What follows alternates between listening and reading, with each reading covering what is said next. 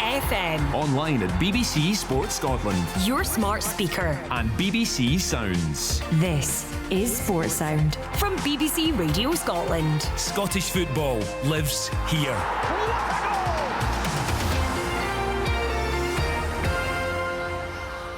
Welcome to Open All Mics on BBC Radio Scotland. Drama guaranteed this afternoon. Plenty to play for. The sun is out. So much to look forward to in Scottish football. Our commentary option this afternoon is the game at Ibrox. What a game this should be. Rangers against Hibs. Rory Lott is covering this one for us on Open All Mics. Should be an absolute belter there, Rory.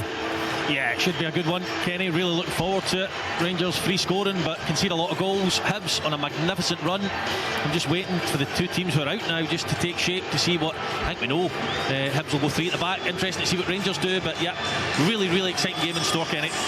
Yeah, looking forward to that one. Also a big game up in the Highlands, Ross County at home to Aberdeen. We got the team news earlier from John Robertson. John, you covered County's game on Sunday against Dundee United. It wasn't a great performance that day. They'll need to be better this afternoon. No, they're going to be in against an interesting match because County know another 3 points will edge them further away from the bottom league. Aberdeen, it's massive.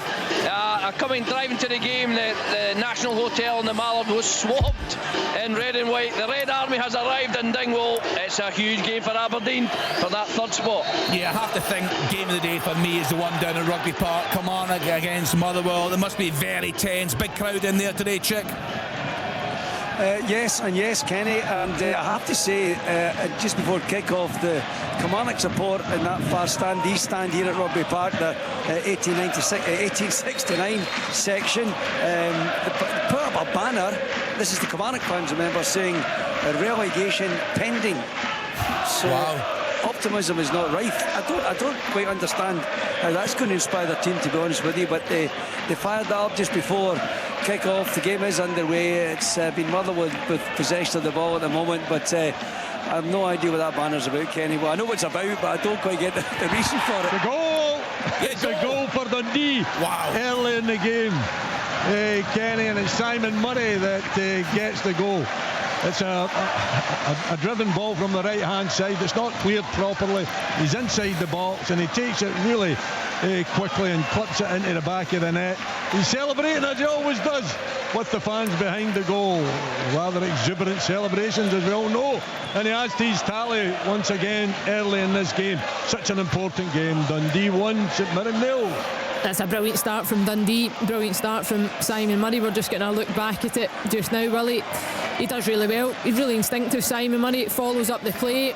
He's never going to miss from that sort of distance, but you need to say Craig's sloppy from St Mirren early doors. Yeah, and the concerning thing is there's plenty of St Mirren defenders in the box. I think Alex Gogic gets drawn towards Richard Taylor to try and win the ball, and he doesn't need to, just hold your position. But Simon Murray loves an early goal. He scored early against Dundee United in the Scottish Cup. He scored early last week against Rangers. He scored early again this afternoon. So surely that would have been pointed out to the players. You got to keep an eye on Simon Murray in the opening 5 or 6 minutes. But it's a dream start for Dundee, just to relieve a little bit of pressure. But we know they do not keep clean sheets, so all's not lost for St Mirren. Chick, can I come back to you a second just on Motherwell?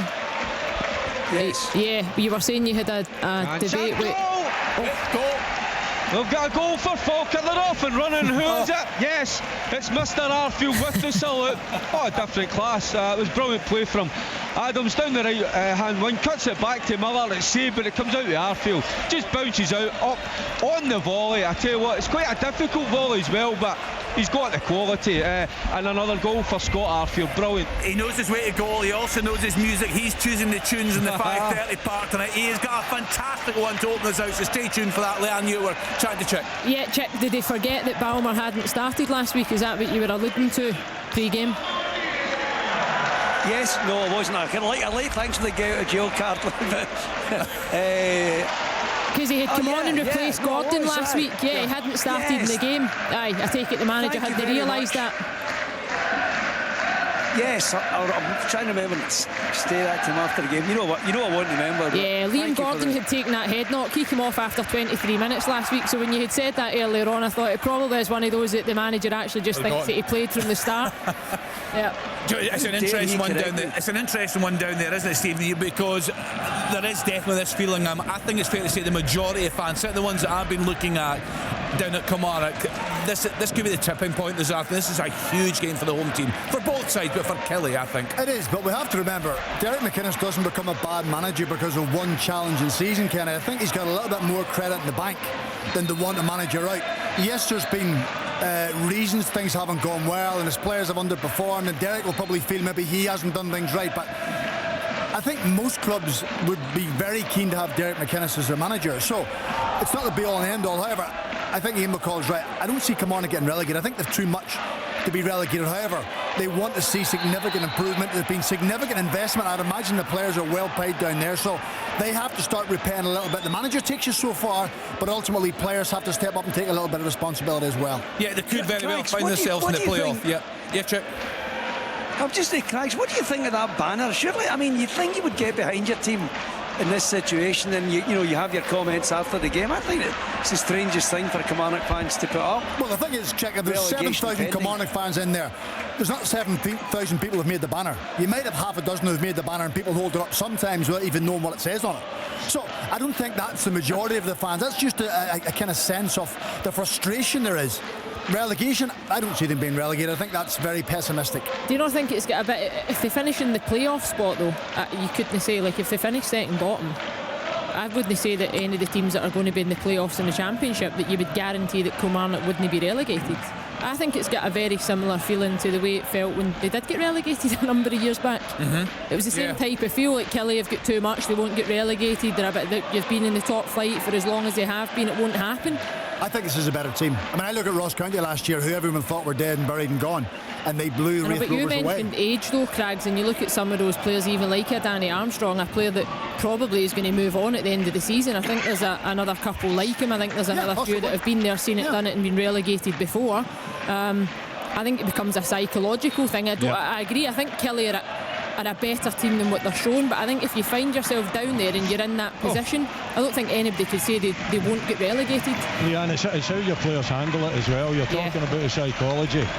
They might be good players, they might be a good team. We all might think that Derek McInnes will save them, but it's about players and how they handle the pressure.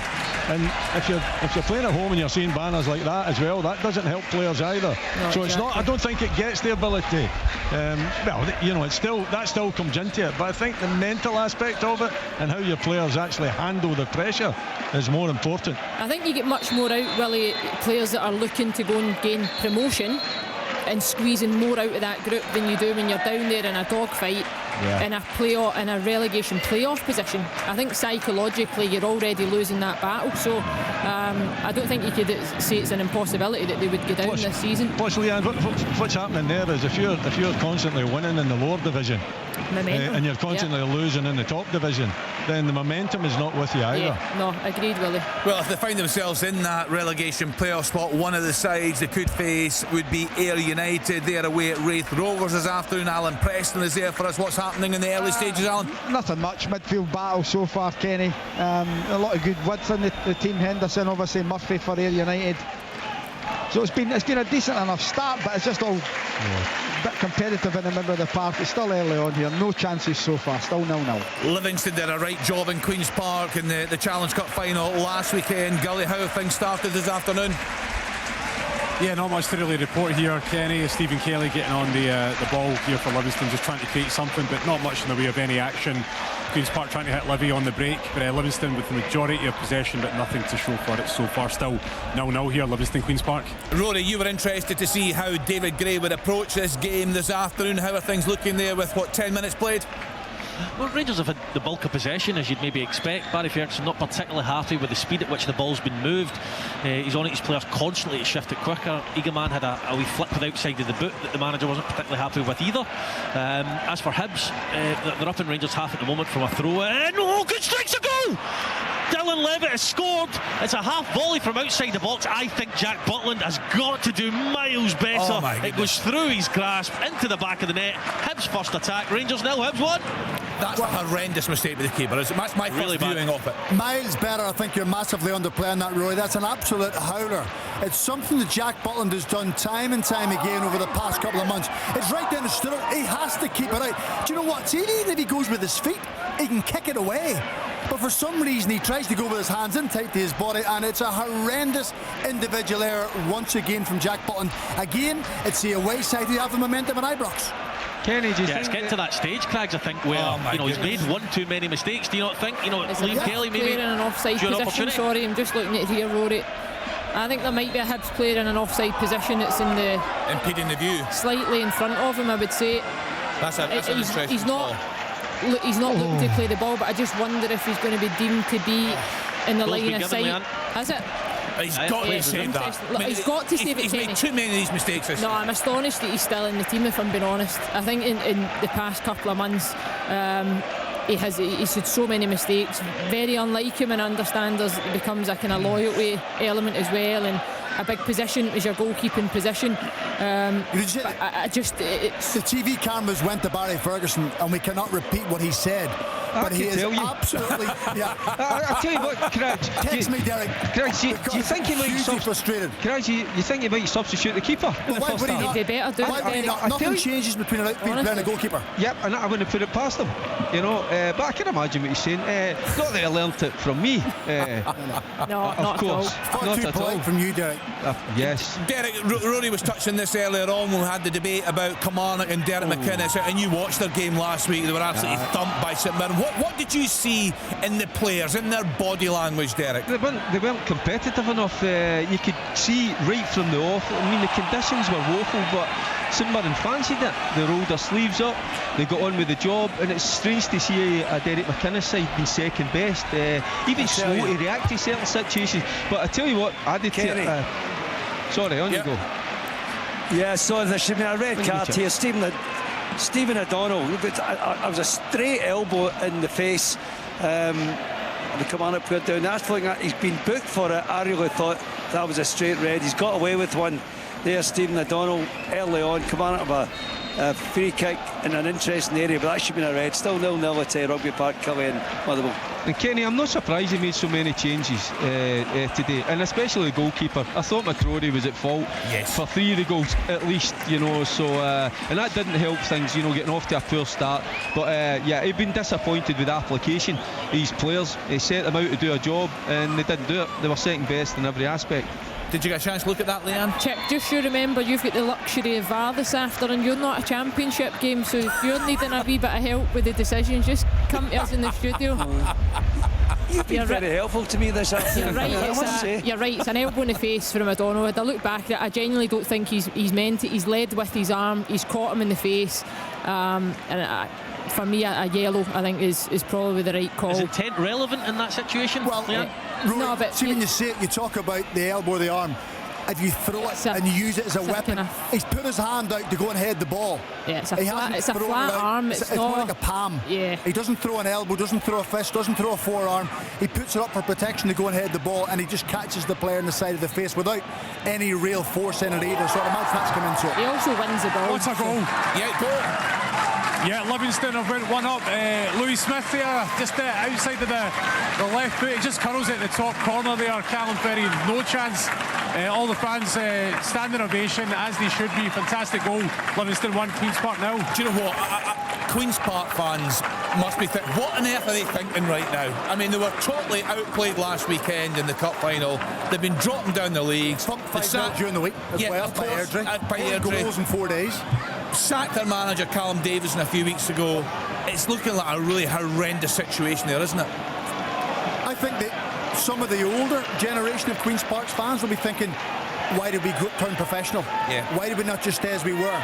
We were sold a dream, we were going to invest with it, and Willie Hockey's had enough. It's understandable, Willie's put a lot of money in, so he makes his own call, but Queen's Park, where do they go? They're looking for a new model in the future because they're not going to have the money. They'll go back part-time, and I'd imagine they will start dropping back down the leagues again. Yeah, Alan Preston, what happens to all these players that are presumably on decent contracts there right now? Well, Willie being an honourable man said they'll see them through to the end of next season, and he's put a lot of money, millions and millions of pounds in. Unfortunately, I think the youth academy's been scrapped. I think the ladies team's packing in. Leanne will be able to tell us maybe more about that come the end of June. That might be over as well, but he's put a lot of money in, Willie. He really has. He's been really good for the club. The problem you've got is where did the SFA go? Do they still train at Lesser Hampden? Because obviously they can't go back to the Oriam after John Carver's comments. And if Queen's Park decide that the SFA aren't going to be at Lesser Hampden, because they'll go back to Lesser Hampden, I would imagine, where did the SFA go? It's interesting, Alan. I did hear that about the women's team, which is really sad. They're certainly in a position that they look as if they'll be relegated this season. But it's been a lot of optimism around the team as well. But again, you look at clubs that put a lot of money in. Has it been spent wisely? Yeah. Because to me it looks like there's been a lot of money wasted at Queen's Park in terms of people that have been brought in to do certain jobs. When you look at the 10-year contract that was handed out only a number of seasons ago to an academy director that was going to be there for 10 years that left after 2.5 years in the job. You look at the managerial changes, you look at the amount of money that's been invested in the academy in terms of staffing and resources and facilities.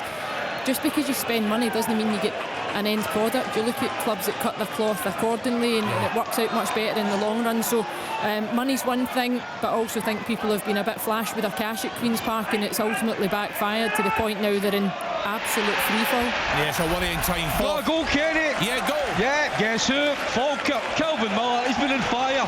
As is Ethan Ross, but what a finish it was. They went a little bit more direct. He takes a wonderful touch, cuts in from that right hand side on his left, and he just flashes it past the keeper. Keeper's got absolutely no chance. I tell you what, Morton have got to be careful. They might be on the end of a doing this afternoon if they don't watch what they're doing. But listen, they've been brilliant, so they have Falkirk. Sensational stuff. Yeah, a club very close to your heart. We know that they'll bring an awful lot to the top flight, won't they? 2-0 Livingston. 2-0 Livingston. Take it away, Gully. Yeah, corner whipped in there, sent to the back post, across the face a goal. Robbie Muirhead just has to tap it in. And speaking of free fall here, it looks like it could be a few more goals for the afternoon, but it's currently Livingston 2, Queen's Park now. We're just over 15 minutes. Yeah, very worrying times. As I say, Livingston did a job in them in the cup final last weekend. Get it, just back yourself. They'll bring an awful lot to the top flight. Falkirk, they're such a well-supported club. Yeah, we've always known that, Kenny, that they've got a big support. It's a lovely stadium. I don't know what they can do. Is there some issue that they can't build another stand? Is it because of Greensmith? I'm not sure, but the stadium's fit for purpose. I don't think a lot of the players will want to play in an artificial park, but no, it's geared for Premiership football. And what John McGlynn is doing, it's I said it earlier, it's winning football, but they do it with style. And I tell you what, they're just a great watch. Anytime you come to you get a Falkirk game, you know you're going to be entertained, you know you're going to get goals. So it's been fantastic. Some goals. If we can put a temporary stand up there for even for the season to see how it goes, does it mean a lot of money to them? Yeah, and just for the look as well, you know, I mean, they've got that official part. I don't know, they must train in that as well or use it. It's meant more in the better ones, isn't it? But it's will that not go? It's excellent. Is it? Yeah. But will that not go in a year's time? Yeah. Yeah, I'm not so sure, but I tell you what, it's a lovely stadium, and that's just the one thing is what did they do with that across from the main stand? And probably you're right, Biscuits, maybe a temporary stand just for a better look as well, and get more, obviously, more spectators, more fans in. Yeah, Rob, they're selling out most weeks, aren't they? Yeah. Have we still got Robbo on the line? Have a situation. Yep. Was that a big chance for Aberdeen, Robbo? I wouldn't say a big chance. No, was it a good save? It looked a decent save for the keeper. He never quite caught it. Right, okay. Looked a decent Jordan White had a header well saved, and then he broke away there. Nisbet, he kind of fluffed his shot a bit. He didn't quite catch it, but Misa parried it out, and it was a wee block, but it wasn't enough to interrupt that wonderful discussion you were having. It just looked a decent run off the shoulder. I thought the build-up playing just the wee run in behind, but obviously you would have scored it, you'd have converted it, so it's all good. I was happy listening to your dulcet tones talking about Queen's Park. He's a gentleman, is John Robertson. Some goals flying in elsewhere. 4-1 East Fife 0. Ruben McAllister with that goal. Cove Rangers eliminates Cali Thistle 1. Keith Bray on 13 minutes. And just to bring you up to date, Edinburgh City 1. Clyde Uzi Z with that goal on 15 minutes. Just confirming the goals that we brought you on open all night. So Calvin Miller with a second for Falkirk, that on 17 minutes. 2-0 up on Green at Morton. The opener coming from Scott Arfield, and Livingston 2-0 up already on Queen's Park. Robbie Muirhead with the second goal there on 17 minutes. Kelty Hearts 0, Dumbarton 1. Joel Mbonga with that goal on 18 minutes. Willie Miller. Just another issue regarding Queen's Park. They've got a beautiful pitch. It was millions spent on it. They can't sustain that. The upkeep of that pitch, I wouldn't imagine. So would they go back to AstroTurf? Because then they can train on it, because I think they've got a training facility, Lock Inch, which is great, but again they'll not be able to run that because of the costs. So there's a lot of moving parts in that Queen's Park situation, I'm afraid. I think there's a whole lot more to come out on that. Worrying times for the Queen's Park fans. 2-0 in already at home this afternoon. It's been a tough week on and off the park for the club. Peterhead 1, Bonnyrigg Nose 0. Oliver Colotti with a goal on 19 minutes. Willie Miller brought us the first goal of the afternoon. What's happening there at Dens Park now, Willie? Well, there's a lot of energy getting into this game, Kenny. It is end to end. I think it needs to slow down, to be perfectly honest with you, and get a little bit more culture and a little bit more build up to it. It seems to be very open as well, so there's a lot of the ball in the box. Mark O'Hara had a strike that was well saved. Killian Phillips should have done much better with a header from close range. He just headed it straight at Carson. At the other end, not a great deal happening in the box, but the intent is definitely there. But it's a physical game. It's a lot of contact too, and I just think it needs a little bit more culture to the afternoon. I always think, though, that no matter who plays against St Mirren, the comments from the manager, we know what type of game it's going to be, we know how it's going to pan out. But actually, when you watch the teams, when the managers are saying that, they don't actually play any better football. It's as if they're using St Mirren as an excuse because it's going to be a scrappy game. I think it's a little bit unfair. I think they're measured differently than what other teams are. I get both sides are physical, both sides are going to be direct, but that's the nature of the league, which is when you go back to the reconstruction, we want the transfer. It's that! Unbelievable, Danny Armstrong. Goalkeeper got a touch in it. It's not a clear check. Kamala must score. They have scored. What a scramble inside the box. Ball forced over the line. What a goal he got in the end. Yes, Murray scored it. You probably heard that in the back of the net. Fraser Murray with a touch eventually. But my goodness, the ball was going in the far post. It was a wonderful save, I have to say, from Ellery Balcombe. Got it onto the post. He came back out again, scrambled the box, and Fraser Murray forces it over the line. It is 21 minutes played. Kilmarnock 1, Motherwell 0. Yeah, and I think that banner can probably be taken down now. Check if you can see it up there. I have to say, it's a dreadful goal from Motherwell's perspective. But from Kilmarnock's point of view, when you've been thumped, there's an edge to your game the following week, and you're desperate to get that first goal. There's a shot from the edge of the box. The Balcombe does really. I think it's Fraser Murray initially. Chance for Aberdeen. Oh, that's a chance, Leanne. Brilliant ball from Keskinnen. Shady Morris comes off the other flank. Big Jordan Amisa's out to block it. Big chance Aberdeen, still 0-0. It's actually Bobby Wales and has to strike it. Saved down the left hand side. Motherwell have a chance to clear it. They don't. The ball stays alive. It's fished across. Balcombe comes out of the 6-yard. Has he got to do better there, Balcombe? Has he not got to do better there? Well, I think that's a hard one because he has to go for it. Right. It has to go for that one.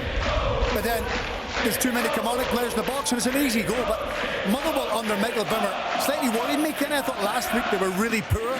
They didn't resemble anything that Michael Bimmer has spoken about, what he wants or what he expects from his team.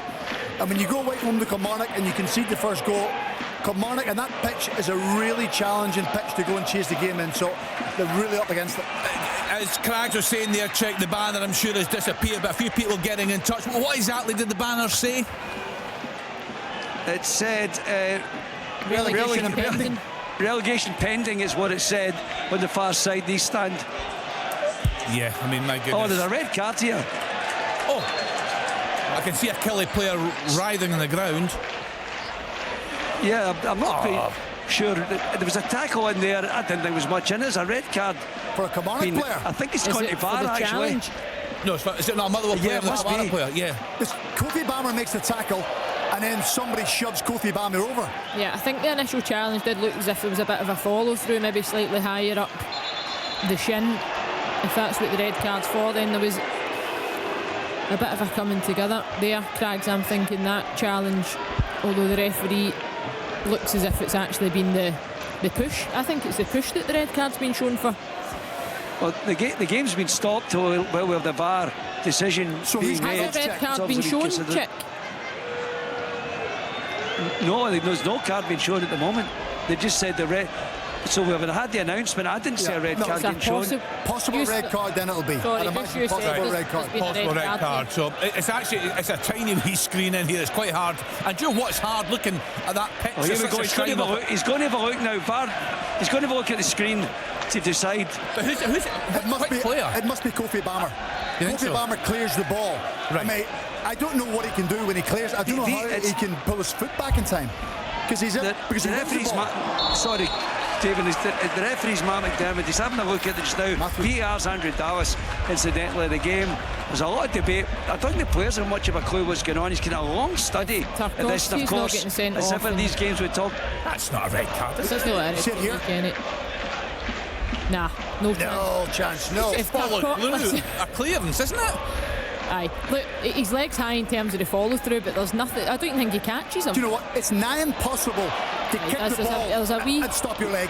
Here we go. This can't be red. I think the referee is actually, he's come away, he's turned to look at the screen, he's calling the player across, and there is a red card. Wow. So that's incredible. Well, the reaction in the studio is incredible. Sorry. I think you're all stunned, aren't you? Bama. Yeah, Kofi Bama. I just don't. What does he do then? He's not allowed to challenge for that ball. Because when you kick the ball, your foot automatically goes forward. Look, Craigs, there is a follow through in terms of a connection, but the ball's there to be won. Like, it's a yellow card. If you're looking about contact, it's a yellow card. It's in his favour. And as players, you know, if someone's trying to hurt an opponent with a tackle or with a follow through. James Tarkowski being the prime example. That's what I was going to say. How Tarkowski does not get sent off, and we're seeing a red card for that. They did accept that. But that's not a patch. That's not even. That's not a patch. Joe, he made when the referee Matthew McDermott went over, he made this decision very, very quickly, didn't he? I mean, that is. But I think. For me, that's an incredible decision. You guys have played the game, so you know a lot more than me. But I saw your reaction when Chick announced that. I think that game has been re-refereed because Matthew McDermott on the pitch in real time says not a red card. I don't think he gave a foul, Craigs, because he only seemed the game has been re-refereed then because that's not. But looking at the footage that we're getting in the studio, it looked like the challenge happened, the ball played on. The referee only stopped the game when there was a coming together with two players. Did the referee see it? Was he in a position to see it? He can see it. He was a bit away, Rory, but he can see the ball being cleared and he can see the challenge well enough for me. There's no stamp, there's no kick out. It's just a natural movement after kicking the ball. Can I just ask, we can ask a production team to get a clip of that. I'd love the pundits to see that, like yourselves in the studio, and have a look at that and see what you think, because certainly in here the guys are stunned, but I'd like to know what the rest of you think, so maybe we can get a clip of that shared. Kenny, you don't need to see it. The guys they're describing it. They played the game, they know right away. Yeah, and that's the key bit, playing the game, Derek, isn't it? Well, you would think so. I mean, I'm just listening to the guys, and you can tell their astonishment. So there you go. There was no one around me that thought that when I didn't even, in terms of voting all mics, give you a shout. No. There's an instant you're on. The first I've heard was the announcement. The game stopped. The announcement said there's a red card review for VAR, and I was as stunned as everybody else. And you're right, Chick. We looked at it, there's nothing in it. You look at it and there looked to be nothing in it. You're total shock when it was called that it would be a VAR review. Let me just give you a couple more scores. Kelty Hearts 0, Dumbarton 2. Calvin Orts through that goal in 25 minutes. Peterhead 2, Bonnyrigg Rose 0. Second of the game for Oliver Claude, that goal coming on 26 minutes. Let's get back to the game at Ibrox. Rangers fighting their way back into this one, Rory. Well, they've got, as I said before, they've got a lot of the ball, a lot of possession. Hibs are frustrating them. Barry Ferguson's getting frustrated because they're not passing the ball quick enough. It's a chance! Oh, great save. Great save from Jordan Smith. Dessers has got to score. It's a great hand. It's a Rangers corner. It's played down the side of the centre-back and the full-back. And Dessers has a shot. It's a lovely reaction save with a hand to save it from Jordan Smith. Craigs, we get a 5 every time you heard that phrase. Dessers has got to score. I just laugh at how ironic. He's only got 10 more chances to go. He's got 10 more attempts to beat last week's record. That's what he's got. And the irony was his finish last week, though, and it was beautiful. Phenomenal. Do you know what? It's quite similar there. See, he actually goes over the top of the goalkeeper rather than trying to go for pace. But yeah, it's a huge let-off. He should be scoring, but we know Cyril Dessers. He should score, but it's still a good save at the same time. I would say good hand to it, no? It's a tight angle, Rory. I don't know.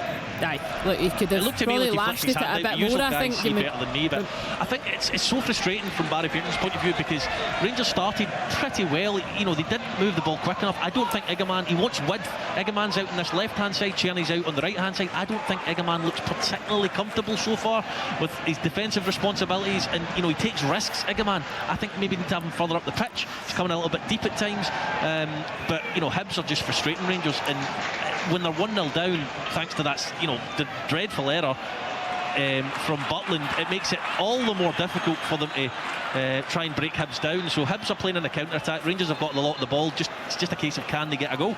But I think that means, Roy, you said ahead of the game, would Hibs be pragmatic? Now they can be a bit more, because they've got that goal and they don't have to go chasing the game, and the onus is all on Rangers. You can use the pace of ball, you can use the trickery of Hoylett. So now I'd imagine tactics may change. Yeah, interesting to see that yellow, that red. That's a shambles. You've seen it, Alan? Shambles, absolute shambles. Never a red card.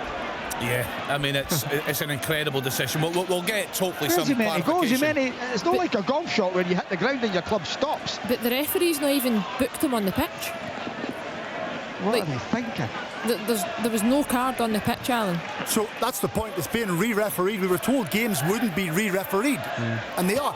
So big questions have to be asked of Matthew McDermott. Well, let's ask the question. The VAR room right now, they'll be tuned in. So let's get an explanation for that. I think it's fair to say incredible decision. Okay, pass, must score. Dessels misses another one. Oh, he gets the right side of Bashiri, and it's a good timed run. It's a great ball from Egeman, who comes inside. He plays him through. Yes, Bashiri puts him under a bit of pressure, but he blazes it over the bar. He's now down holding his face, but he needs to pass to Tierney. Oh no, Leanne, come on. No, honestly, nobody's passing there, Leanne. Well, if you want your teammate to roll the ball into the net, you would pass it, and if you've got a conversion rate like Dessels is hitting the last couple of... We're always on this show, he would not pass it. Leanne, I've not even seen it, and I'm still not passing. He's running towards the goal. It's a really good ball from... it's a really good ball from Egeman. I don't know. He's roll right. the ball, and Tierney passes the ball into an empty net. Roll the ball in the corner, and it's a goal, Leanne. Rob, well, you scored 480 goals, so you're not going to pass. I'll just tell you, I've not even seen the chance, and I'm still not passing.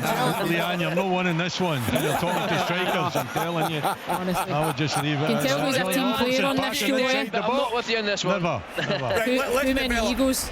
Let's develop that in strikers, Willie, because Simon Murray owned the scoring there today. What is he like, Simon Murray? He'd be a nightmare to defend against. Well, he's all action. He's a very busy player, isn't he? He is, yeah. I mean, his movement's really good. He's always in the move, playing in the shoulder, looking for the little bit of space. You know, and the goal was a little bit fortunate for him. He didn't have to do much work. He was in the move. He found himself in space in the box, and he just reacted to a poor clearance.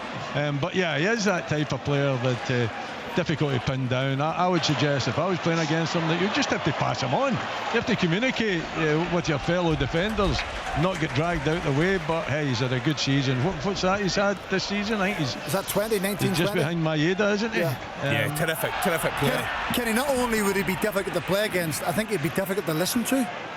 Because any time you see him on the TV, he's always talking at someone, he's winding someone up. Though. Well, would your teammates not feed off that? If he's playing up front for you, you're not loving that? As a defender, it would drive you mad. Craig's playing against him to see his celebration. That would ensure that you would make sure that he didn't score against you. Well, you see, Willie, back in the day, you could get 2 free hits before you got a yellow. You don't get 2 free hits anymore. You could kick them all over the place and still get away with it. Craigs, he got more than 2 free hits, I can assure you that. Come on, guys, come on. More than 2. Willie, was Rob a bit chirpy in the pitch? Robbo? Aye, when you kicked him, he was. No, he was a very good striker and one that came alive in the box. A wee bit like McCoist, I would suggest. You know. Outside the box, forget it. Inside the box, you've got to close him down, make sure he doesn't get a chance. Yeah, he was very, very sharp, no doubt at all about that. What's happening in your game, John? Not a great deal. First 15 minutes, Ross County were the better team, had a few good passes he played. Jordan White had a header straight at Duna, but Aberdeen have come into it last 15 minutes. 2 chances, Nisbet had a wee chance, and then a really good save from Amisa from Shayden Morse, who is battering down the right wing as we speak. Whoa! What a goal! Perfect timing. It's a break from Aberdeen. What about this? For a finish, Shayden Morris went down there. He just outstripped the fence and he has smashed it in off the underside of the bar. The Red Army behind the goals are going crazy. Ross County 0, Aberdeen 1. Shayden Morris. Just electric pace. Brilliant goal. Absolute pace, tenacity, desire. And then he's probably looking at some of his teammates in the box, but he just lets rip.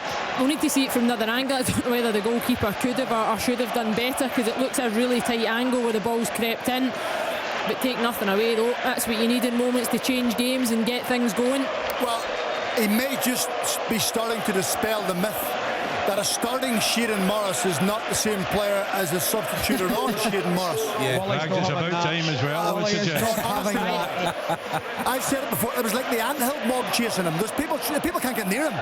He's running with the ball. Players are running without the ball and still can't keep up with him. And he just, it would be easy for him to cross from that angle, but he just goes near post, in off the crossbar. What a finish and what a goal. Here's one for you. Was Dessers wider than that when he should have shot, or was he in closer than that when he shot? No, Dessers was about 12 yards out in the middle of the goal. More pressure and depth. With a little bit of pressure from Rocky Bashir, and he put it about 6 yards over the crossbar. But well, that was an unbelievable finish. The pace from Morris, though, just to get away from the defenders, though, and then the finish, the keeper's got no chance. He catches it so well, as Craig says, in off the crossbar. Brilliant strike, brilliant goal. That's better than hitting the byline, Willie, isn't it? Shane Morris.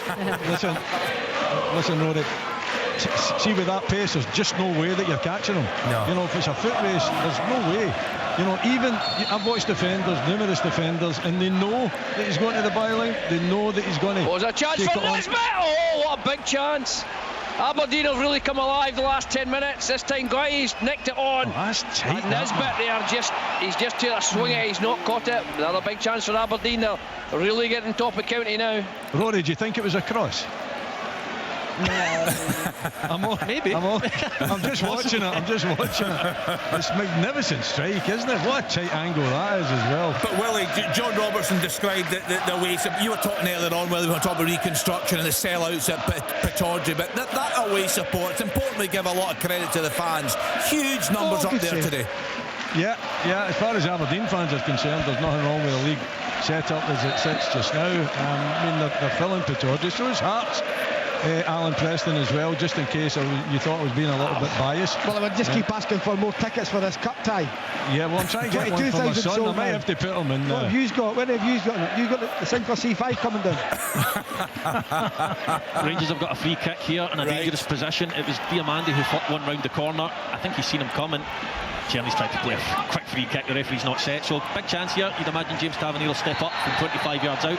Rangers have put Hibs up to a lot of pressure since the goal. They're so deep, Hibs, that even a counter-attack's looking impossible from how deep they are. Martin Boyle's doubling up as a full-back at times, and they've already got 5 defenders, so you know, Rangers shown what they can do, but can't make the breakthrough yet. But a big chance here. Kelty Hearts 0, Dumbarton 3, Carlo Pignatello with a goal in 34 minutes. Cove Rangers 0, Inverness Cali Thistle 2, a second of the game for Keith Bray, that coming on 36 minutes. Right, big chance at Ibrox, Rory Loy. Yeah, 25 yards out, and you have to say that Dessers has had 2 great chances from open play that he must do better with. However, you know, Hibs have defended well out with that, so you know, this is a big moment in terms of set pieces, just because you know how capable James Tavernier is from this distance, and they need to get back into this game, because actually since the goal they haven't been too bad at all, Rangers, and they probably should be in level terms. Hibs haven't really been an attacking threat, so Barry Ferguson will know this is a big moment. Craigs, I've got a question for you in just a second. It involves the lying down behind the wall. Dylan Levitt doing that. What your thoughts? Just a minute. Over the bar. Over the bar, right. Over the bar, still 1-0 I just wonder how they picked that person. It must be drawn out of a hat, because the last thing you want to be doing is lying on the ground, not looking at the ball, and the ball crashes off the back of your head. Wouldn't be for me. It's like the worst training of the week, innit? It's been used to wear the dodgy t-shirts and stuff back in the day. I am going to tell you, the world's greatest has done it. Oh, Messi, I know. I know. Listen, if you can put him behind it, you can put anybody behind it. That should never have been a thing. That just shows you Messi, the type of character, because if I was Messi, there's no way I would ever be lying behind a wall. Player. It's a fact. Not a chance. The commentators call it the draft excluder and all that. I'm thinking, what? Somebody lying down on the ground. I know. And I think it works. Walls don't jump anymore either. All the walls just stand there. So I don't get it. Right, another goal in somewhere. Just give me a wee second. It was down in England. West Ham United 0, Bournemouth 1. Evan Nielsen with a goal in 38 minutes. Spartans 1, Stranraer 0, Brogan Walls on 35 minutes. Alan Preston, what's happening in your game? We've had a couple of chances. A long ball over the top, and it felt like Curtis Main, and his shot was over the bar, and then Henderson with a cross again for the United. Well cut up by Ray. It's been not great stuff here. Yeah, I thought both sides would have gone for it. Really a last chance saloon for Rovers to get into the playoff spots, really, and for Ayr to try and finish second, especially with that result at Livingston. You'd think that Ayr would really be pushing, because you want to finish second. Yep. Yeah, Livingston 3, Queen's Park 0. Just got to figure out who it was who put that in the back of the net, but it was a cross from Lewis Smith there. He just cut it back. Whoever scored, I've got to figure out who it was, but it's a fine effort. It's about 25 yards out. Callum Ferry, no chance. This game is done and dusted. Livingston 3, Queen's Park 0. Yeah, they scored some great goals in the cup final last Sunday, so it just seems another melee there in the box at Ibrox, but Hibs clearing that one away. So that goes Stephen Kelly with that goal on 40 minutes. Livingston 3, Queen's Park 0. So we've got the latest there from Alan Preston. We just heard from Gully. Livingston cruising against Queen's Park, and the leaders cruising. Derek Ferguson at home to Morton. Yeah, they're at the moment, Kenny, obviously 2 goals up, but credit to Morton, Dougie Emery's side. They're not giving up the ghost. Dougie wouldn't let them anyway. They're still having a good go. They're working their backsides off, trying to get back into the game, but they've just got too much quality, Falkirk, at the moment. Just their possession of the ball, and the Morton side, they're putting everything into it just to keep it at 2-0 at the moment, but you just get the feeling it might be here. He should have scored. Calvin Miller, ball just breaks to him round about the penalty spot, should be hitting the target, he puts it over the bar, but you just sense this third goal coming, Kenny. I think the points are going to be with Falkirk. What do you think they need to add? Because they're going to come up. Yeah. What would you imagine? I would certainly see in the centre forward area, Biscuits. You look at them, that Oliver's playing up top at the moment. Calvin Miller. Dessers again. It's a counter-attack from Rangers. Hibs actually got the pitch for the first time in a while, and Czerny, after a great ball from Barron, plays Dessers on his left foot, and he slices it so far high and wide. It should be a half chance for a Rangers striker, but Dessers puts it into the crowd once again. Still 1-0 Hibs. That's his worst one yet, is it not? That was so far wide. I think that's a harder one though. It's on a so-called, I've got to say, so-called weaker side, and he scored an incredible goal against Manchester United at Old Trafford with his left foot, but that's a sign of a striker trying too hard, Kenny. He's trying to lash the ball as hard as he can, as opposed to even just putting the back across the goal. So you can tell at this moment he's just wanting something to fall for. How do you manage that? I mean, how do you deal with that as a manager? Because he seems to be a very resilient type. He seems to handle the criticism that comes his way, but it must affect him. Well, clearly Barry doesn't want to take him off, because he had 13 chances last week and scored in his 13th one. So Barry knows he gets himself into good positions. You've just got to be patient with him. He's a likeable guy. I think his teammates would love him. He's always got a smile in his face. He puts himself up for interviews. He always comes up for chances.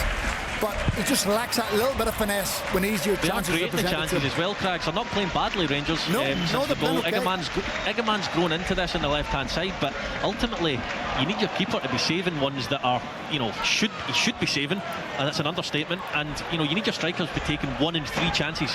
Yeah, Rory's always there, but what is it? 45 goals and 101 appearances that he's got. So if you look at the stats are, impressive. But yeah, he does miss chances. But I tell you what, many strikers that I've played with, they always miss chances, but they always get there. They're always in the mix. It's something they just got to kind of put up with. Did you say all strikers miss chances, Derek Ferguson? I know. Sorry, wee man. Well, listen, he's the best. He's the best of the lot in terms of finishing. And I said that Tavernier's before. been booked here, Craigs, Leanne. Have a little look. I don't know if he touches him. He's saying that he didn't. It's Martin Boyle. He runs past him. Tavernier's pleading his innocence. I'm not quite sure whether he does catch him. We have the third. Excuse me, I tell you, you could sense it was coming. And it's, yes, the man with the salute, yet again. Right place, right time, he doesn't miss them. Again, the ball just breaks him. Round about the penalty spot, it bounces up again. But it's terrific technique, and he just thumps it into the back of the net. He doesn't miss from there. So, yeah, 3-0 Falkirk, and it's Mr. Arfield with the second of the day. Kenny, do you know what, with regards to Falkirk? John McGlynn didn't rest on his laurels during the winter break or during the transfer window.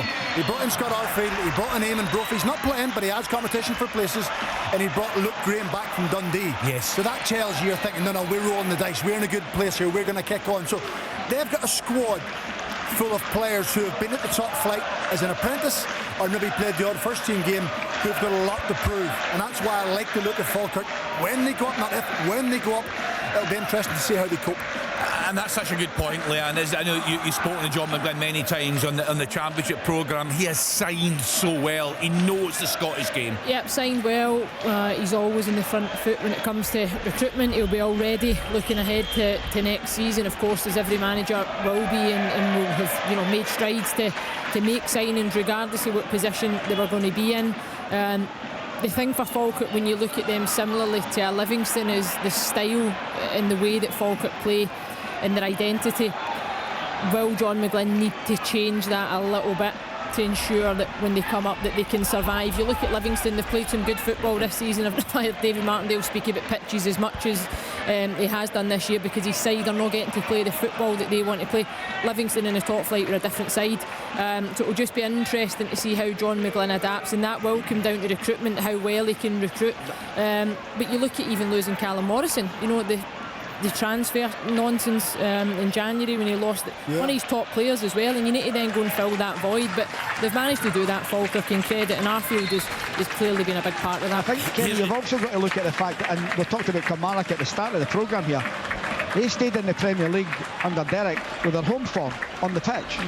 Livingston stayed in the league for years for their home form on the pitch. Did you see that stat during the week since they returned under Derek McInnes to the top flight? 54 away games, 8 wins. Well, people tell you that the pitch doesn't make a difference. Of course it does. Yeah, it must do. Here's a big goal from the Championship. Dunfermline Athletic 0, Hamilton Accies 1. Wow. Regan Tumblety with that goal in 41 minutes. That is a huge game. We've got a Dunfermline fan joining us in the 5:30 segment of the programme. Stennismuir 0, Alloa Athletic 1. Luke Donnelly with that goal just before the break. Let's get back then to the game down at Rugby Park. What's the latest there, Chick Young? Yeah, it's still Kilmarnock 1, Motherwell 0. We're into 5 minutes of time. Addy Dawson played a minute of that added on at the end of the first half. I have to say Kilmarnock have managed to capitalise on the fact that Motherwell down to 10 men. Remember, they had Coffey Bammer sent off under controversial circumstances, which we discussed at length. Murray gave them the lead after 22 minutes, and the Motherwell really haven't battled to get themselves back in and try and create any clear-cut opportunities. There is a nervousness about the performance of both teams, to be honest with you, but at the moment it's Kelly who are in the lead, 1-0 here at Sunkiss Rugby Park. Yeah, I'm going to ask again on air, it's the only way I can do it, so we can get an explanation. Half-time, Kenny, Falkirk 3, Morton 0. Thanks, Derek. The leader's cruising there at home to Morton. An explanation from VAR HQ as to the justification. Half-time, Kenny, Livingston 3, Queen's Park 0. Yeah, they're also cruising Davy Martindale's side. They're worrying times for Queen's Park fans. Half-time at Kirkcaldy. 0-0, Wraith Rovers in here.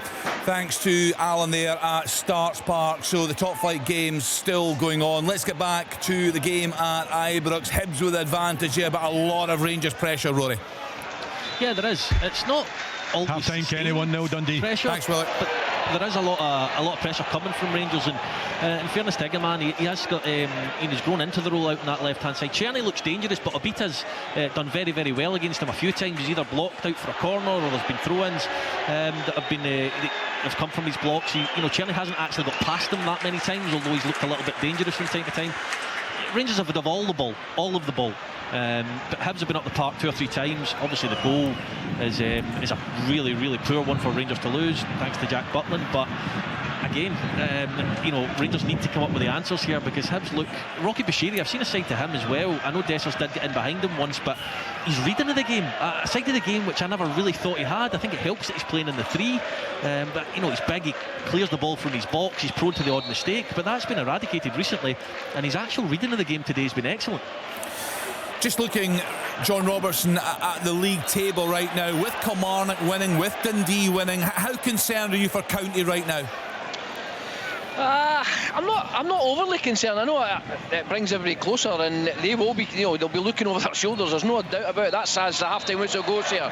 They trail 1-0, but there's enough about them. I mean, this game's been fairly even in the first 15-20 minutes. County on top, Aberdeen got on top there, like a wonderful goal, and then the last sort of 10-15 minutes been pretty even again. So the concern for me is that they're lacking goals all of a sudden. Jordan White is playing today. Ronan Hale's been dropped for some reason. He's not started the last 3 matches, and he's a top goal scorer. But they'll be concerned that the team below them win. That's why I was saying today's such a huge game. Last week, a huge game for County, and they've not really shown anything. They've not really shown. Last week against United second half, never had a shot at goal, and that could have brought them into contention for top 6. Yeah. This week, they've had one header from Jordan White in the first half, and that's it. So they're not creating a lot of opportunities, and that would be the main concern for Don Cowie and the Staggies fans at the moment. Elgin City 0, Stirling Albion 1, Dale Carrick in first half stoppage time. Half the time League at One Ibrox, leaders, Rangers 0, Hibs 1. Thanks, Rory. League One leaders are both 1-0 up away at Montrose right in the stroke of half time. Scott Stewart with that goal. So just the one game still playing. That's the game down at Rugby Park. Kilmarnock with the advantage here, 1-0 up at home to Motherwell. Fraser Murray with that goal on 22 minutes. But the big talking point there, the red card, the straight red card shown to Kofi Bama on 26 minutes. No doubt more to come on that later in the programme. Anything at all, Chick, from the wayside down there? Not in the moment. Kilmarnock just playing out time. In fact, there's a whistle for half time. 5 minutes of time added on. The referee is getting a bit of stick from the Motherwell fans. Nearly 1,000 of them are down at Rugby Park this afternoon, and I think they'll be, when they see Sports Scene tonight or see the footage of that, they'll be wanting to retrospectively boo him as well. Kilmarnock coming off to applause from their supporters despite that banner early on. Half time here to Rugby Park. Kilmarnock 1, Motherwell 0. Thanks to Chick Young. So just to tell you the plan for today, we are on the telly, BBC One 4:30 until 5:30. We're on the radio right through until 7 o'clock. We'll get the fans joining us tonight. First up will be a Kilmarnock fan. Will he be delighted? Will he see some sort of change today? Will he have a bit more optimism if they can hang on and beat 10-man Motherwell this afternoon? All that to come right up until 7 o'clock on BBC Radio Scotland. We are now going to bring you all the half-time scores and a full roundup of all the games. Plenty happening right across the country. Chance! And it's a goal! What a goal! All the action from all the biggest games. Oh, it's the second goal! This is Open All Mics from Sports Sound. From BBC Radio Scotland.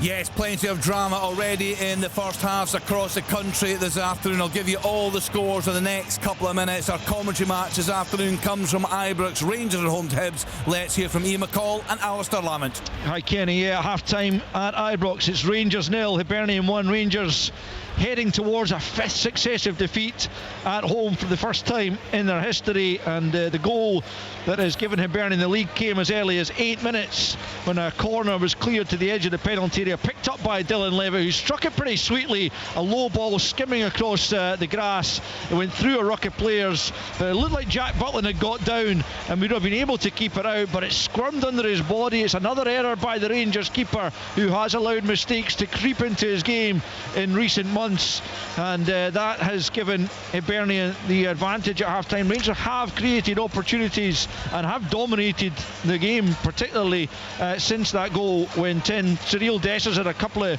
really decent chances. His best effort came just before the half hour on a tight angle. He looked to have hit the target, but it was kept out and turned round the post by Jordan Smith, the Hibs keeper. Really the only save of note he's had to make. The other Dessers opportunities have been blazed off target, as has a James Tavernier free kick that went just over the crossbar. So Ian McCall, watching that first half, we've been talking about it not being a terrible performance by Rangers, but ultimately they haven't been able to find the equalising goal, and Hibs have the advantage.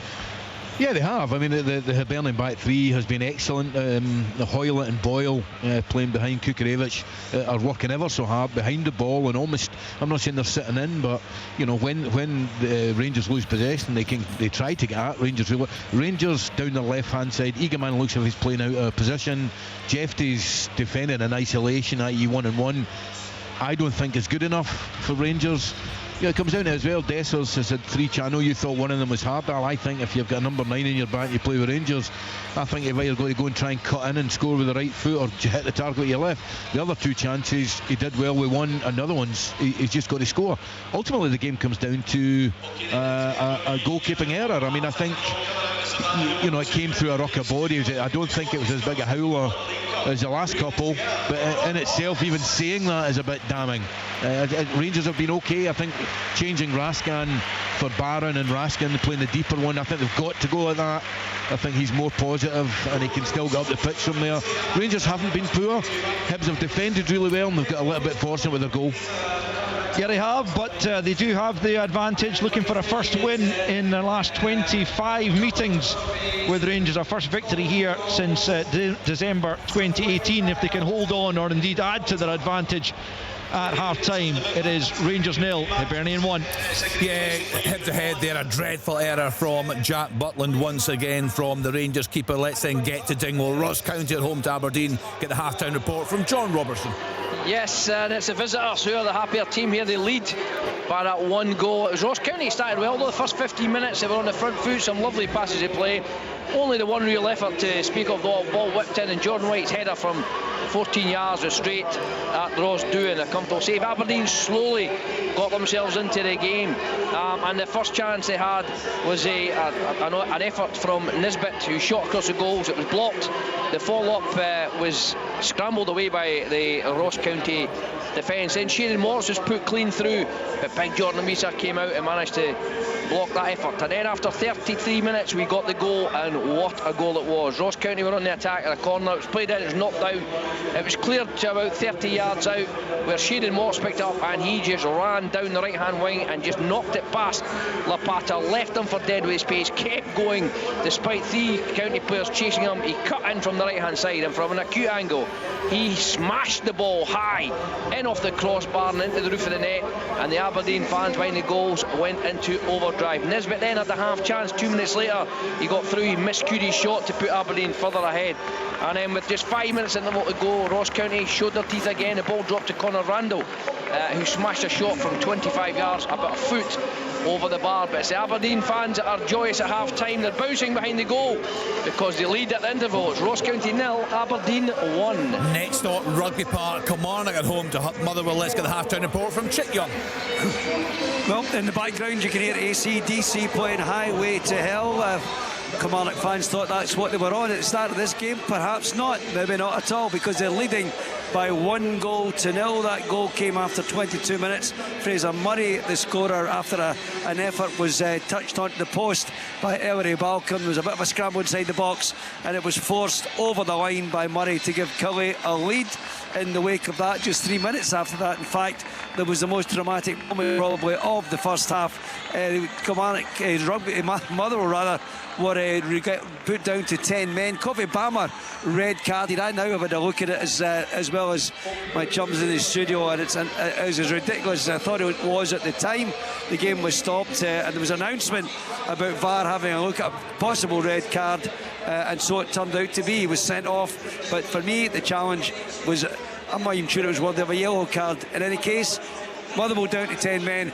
Kilmarnock with a real grip on the game, and hopefully there's supporters cheering up a bit. They began this by putting up a banner on the East Stand that said relegation pending. At the moment there looks to be a bit of relief for that, although 45 minutes, as we know, Kenny, is a long time in Scottish football. Anything could happen this afternoon, but as we stand at Rugby Park at the moment, it is Kilmarnock 1, Motherwell 0. Thanks to Chick. Just an update then from VAR HQ. VAR recommended an on-field review for serious foul play. In the opinion of VAR, the challenge endangered the safety of the opponent. We'll get more on that later in the programme. Certainly a contentious issue. You can watch that on Sports Scene this evening. Let's then get to Dens Park. A huge game there. Dundee at home to St Mirren. Let's hear from Willie Miller. It is, Kenny, vital for both teams here. Dundee hoping to get that little bit closer to Ross County. They would go, if the scoreline says the same, just 1 point behind them. So that is obviously the target. And believe it or not, and it's not a phrase you hear very often, but Dundee are defending particularly well this afternoon. They got the opening goal, and as it stands at half-time, it's 1-0 for the home side, and it was in 82 seconds, a very, very quick one. Simon Murray had a woomy down the right-hand side, puts the shot in. Not a particularly vicious shot. It was blocked, but not cleared properly. It was only blocked right into the path of Simon Murray, who from, perhaps 10-12 yards out, just struck it into the back of the net. He wasn't going to miss that opportunity. Any other chances for Dundee in the first half? No, nothing clear. Plenty of the ball and good crosses into the box, or at least crosses into the box. Don't know if they've been particularly good or effective, because it hasn't really troubled the goalkeeper. For the visitors, Mark O'Hara had a shot early in the game that was curiously blocked, by Carson with his knee on the goal line. Killian Phillips probably had the best chance for the visitors across from the left-hand side. He should have done much better. He was unchallenged in the box. He could only head it straight into the hands of Carson, an easy take. And then Declan John had a strike from just outside the box. It looked as though perhaps it was going to be goal bound, but Joe Shaughnessy managed to get that final block on it. There is plenty of effort, plenty of enthusiasm, but very little quality in show in the first half. I can only hope it improves in the second, but as far as Dundee and their supporters are concerned, this crucial game, so far they've got the upper hand. Thanks to Willis in the top flight. Dundee 1, St Mirren 0, Kilmarnock 1, Motherwell 0, Motherwell down to 10 men, Rangers 0, Hibs 1, Ross County 0, Aberdeen 1. Into the Championship, let's hear how the leaders are getting on. Falkirk at home to Morton. Derek Ferguson is there for us. Yeah, Kenny, there ain't no stopping this Falkirk side as they march towards the title. It's Falkirk 3, Morton 0 at the moment. What a start it was from John McGlynn's side, taking the lead 4 minutes in. Good work down the right hand side from Adams and Miller with the ball falling to Scott Arfield just inside the box. They volley home. Great strike it was. You could sense a second was coming. It did in 17 minutes. Magical play from Calvin Miller again down that right hand side, but the winger coming inside, going past a couple of defenders with ease, I've got to say, then producing a fine strike, beating the keeper from 15 yards out at the angle. The home side continued to control the game, deservedly got a third in 44 minutes. It was Scott Arfield with his second of the day, expertly finishing from 15 yards out. A wonderful strike again from the veteran, but at least it's all 3 points already at half time. Kenny, as it's Falkirk 3, Morton 0. Thanks to Derek. Next stop, Starts Park. Wraith Rovers at home to Ayr United. Let's hear from Alan Preston. Wraith Rovers now Ayr United now at half time, and hardly a chance, Kenny, in that opening 45 minutes really. Curtis Main did have a half chance where it's a long ball over the top and Main's on it and he hits it over the top of the bar with his left foot, well over. Then Henderson had a cross when Main was behind him just to tap into the net, but the keeper Ray blocked it. And then as far as Wraith Rovers are concerned, Easton cut in from the left and smashed one 20 yards over the top of the crossbar. It's not been great stuff here at Kirkcaldy, where the half-time score is Wraith Rovers 0, Ayr United 0. Teams are out. Thanks to Alan. Let's hear how Livingston are getting on there at home to Queen's Park. There for us, Gully Singh. Yes, Kenny, Livingston 3, Queen's Park 0. The sides met less than a week ago, and Livy are on course for a repeat scoreline from the Scottish Challenge Cup final. Zach Rudden, though, on 9 minutes, he eluded the defender, just burst into the box, couldn't keep it on the goal or get a pass away, but a half chance for Queen's Park. Then on 14 minutes, the opening goal came. Lewis Smith cuts inside. It was a left-footed shot, almost loops over Callum very well. It doesn't fall, but it hits the bar before it finds its way into the net. A fantastic effort, and in 17 minutes, it's 2-0 for the home side. A corner ripped to the back post, headed down by Ryan McGowan into the path of Robbie Muirhead, of course, who scored last week. He picks a spot to slot it home as David Martindale's side appeared to be cruising. Then there was a third, Stephen Kelly with an effort from 25 yards out. Scott Pittman collecting the ball from Lewis Smith on the right hand side, cuts it back. Kelly with a first time shot to pick out the bottom left hand corner and give Ferry no chance. That's 28 goals conceded now in 8 games for Queen's Park as the second half has just kicked off its... Right, thanks to Gully Singh there. So in the Championship, Airdrie 0, Partick Thistle 0, Dunfermline 0, Hamilton Accies 1, Falkirk 3, Morton 0, Livingston 3, Queen's Park 0, Wraith Rovers 0, Ayr United 0. Into League 1, Annan Athletic 0, Queen of the South 0, Cove Rangers 0, Inverness Cally Thistle 2, Kelty Hearts 0, Dumbarton 3, Montrose 0, the leaders are Broth 1, Stennismuir 0, Alloa Athletic 1. Into League 2, Edinburgh City 1, Clyde 0, Elgin City 0, Stirling Albion 1, Forfar Athletic 1, East Fife 0, Peterhead 3, Bonnyrigg Rose 0, Spartans 1, Stranraer 0. And in England, full time from the lunchtime kick-off, Everton 1, Arsenal 1, 3 o'clock games, Crystal Palace 1, Brighton 1, Ipswich 1, Wolves 0, West Ham United 0, Bournemouth 1, 5:30 start, Aston Villa at home to Nottingham Forest. Last time in the Europa League. Here goes Yandas over the bar!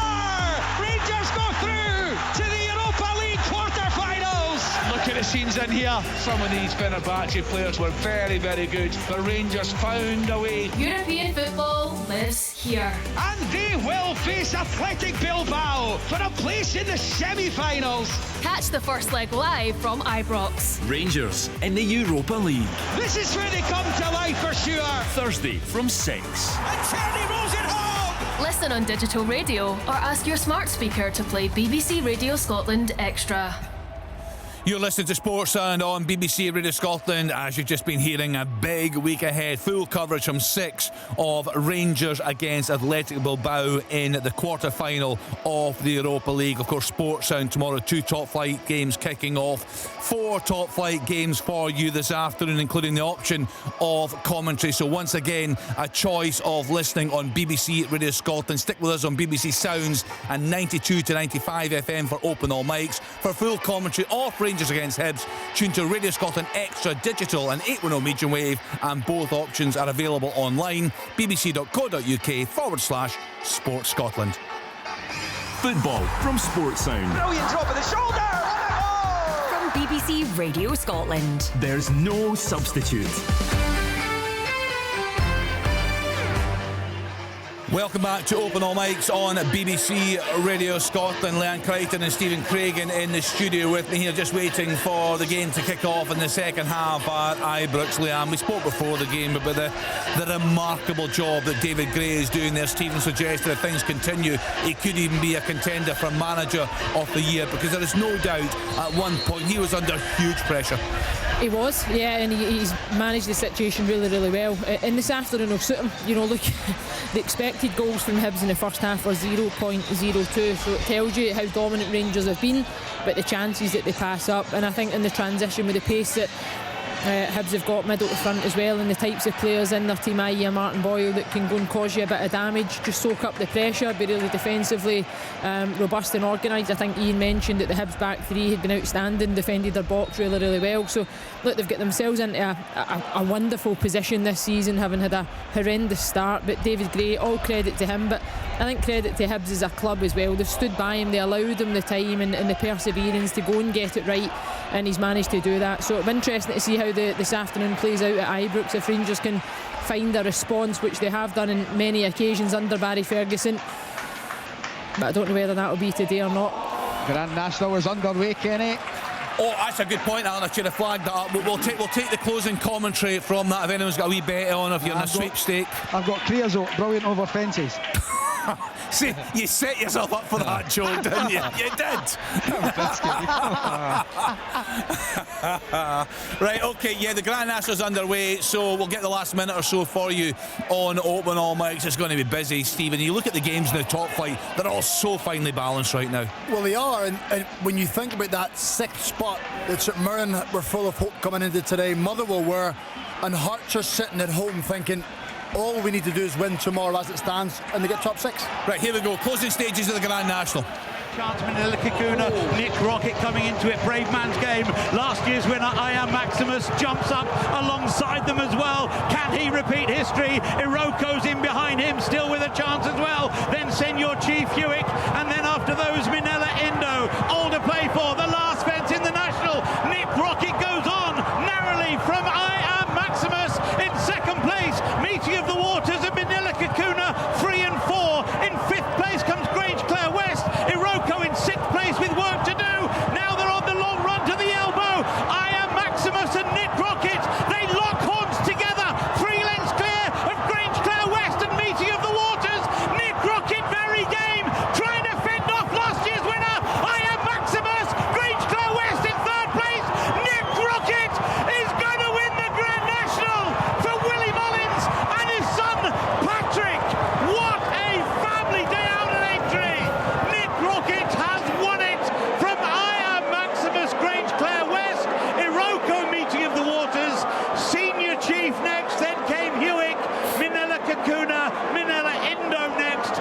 Twig after those 3-card Bragg Beauport. Finishing is Horatio Derry. Vanillier next, but never in it really. Then Brave Man's Game, and one of the last ones across the line is Chantry House.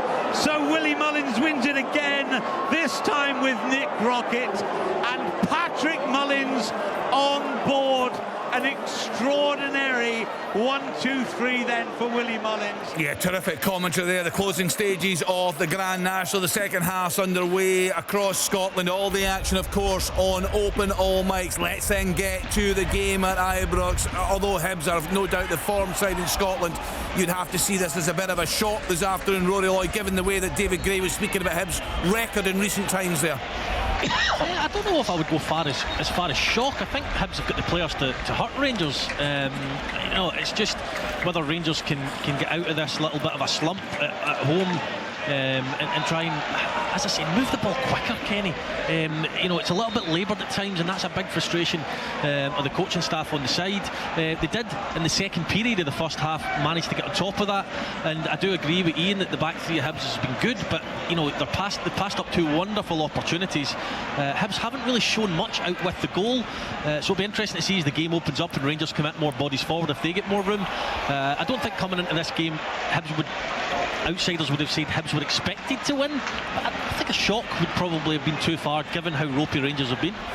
Rory, here's a question for you. We heard the trail there, full coverage of the Europa League game, of course, on Thursday night on BBC Radio Scotland. Does Barry Ferguson have a big decision to make in terms of his goalkeeper? He does have a big decision to make, yes. I don't think for that particular... we've got a check for a potential red card here. I didn't really see anything at all which would merit a red card. Just getting a look at it now, Rory. I think it's Raskin.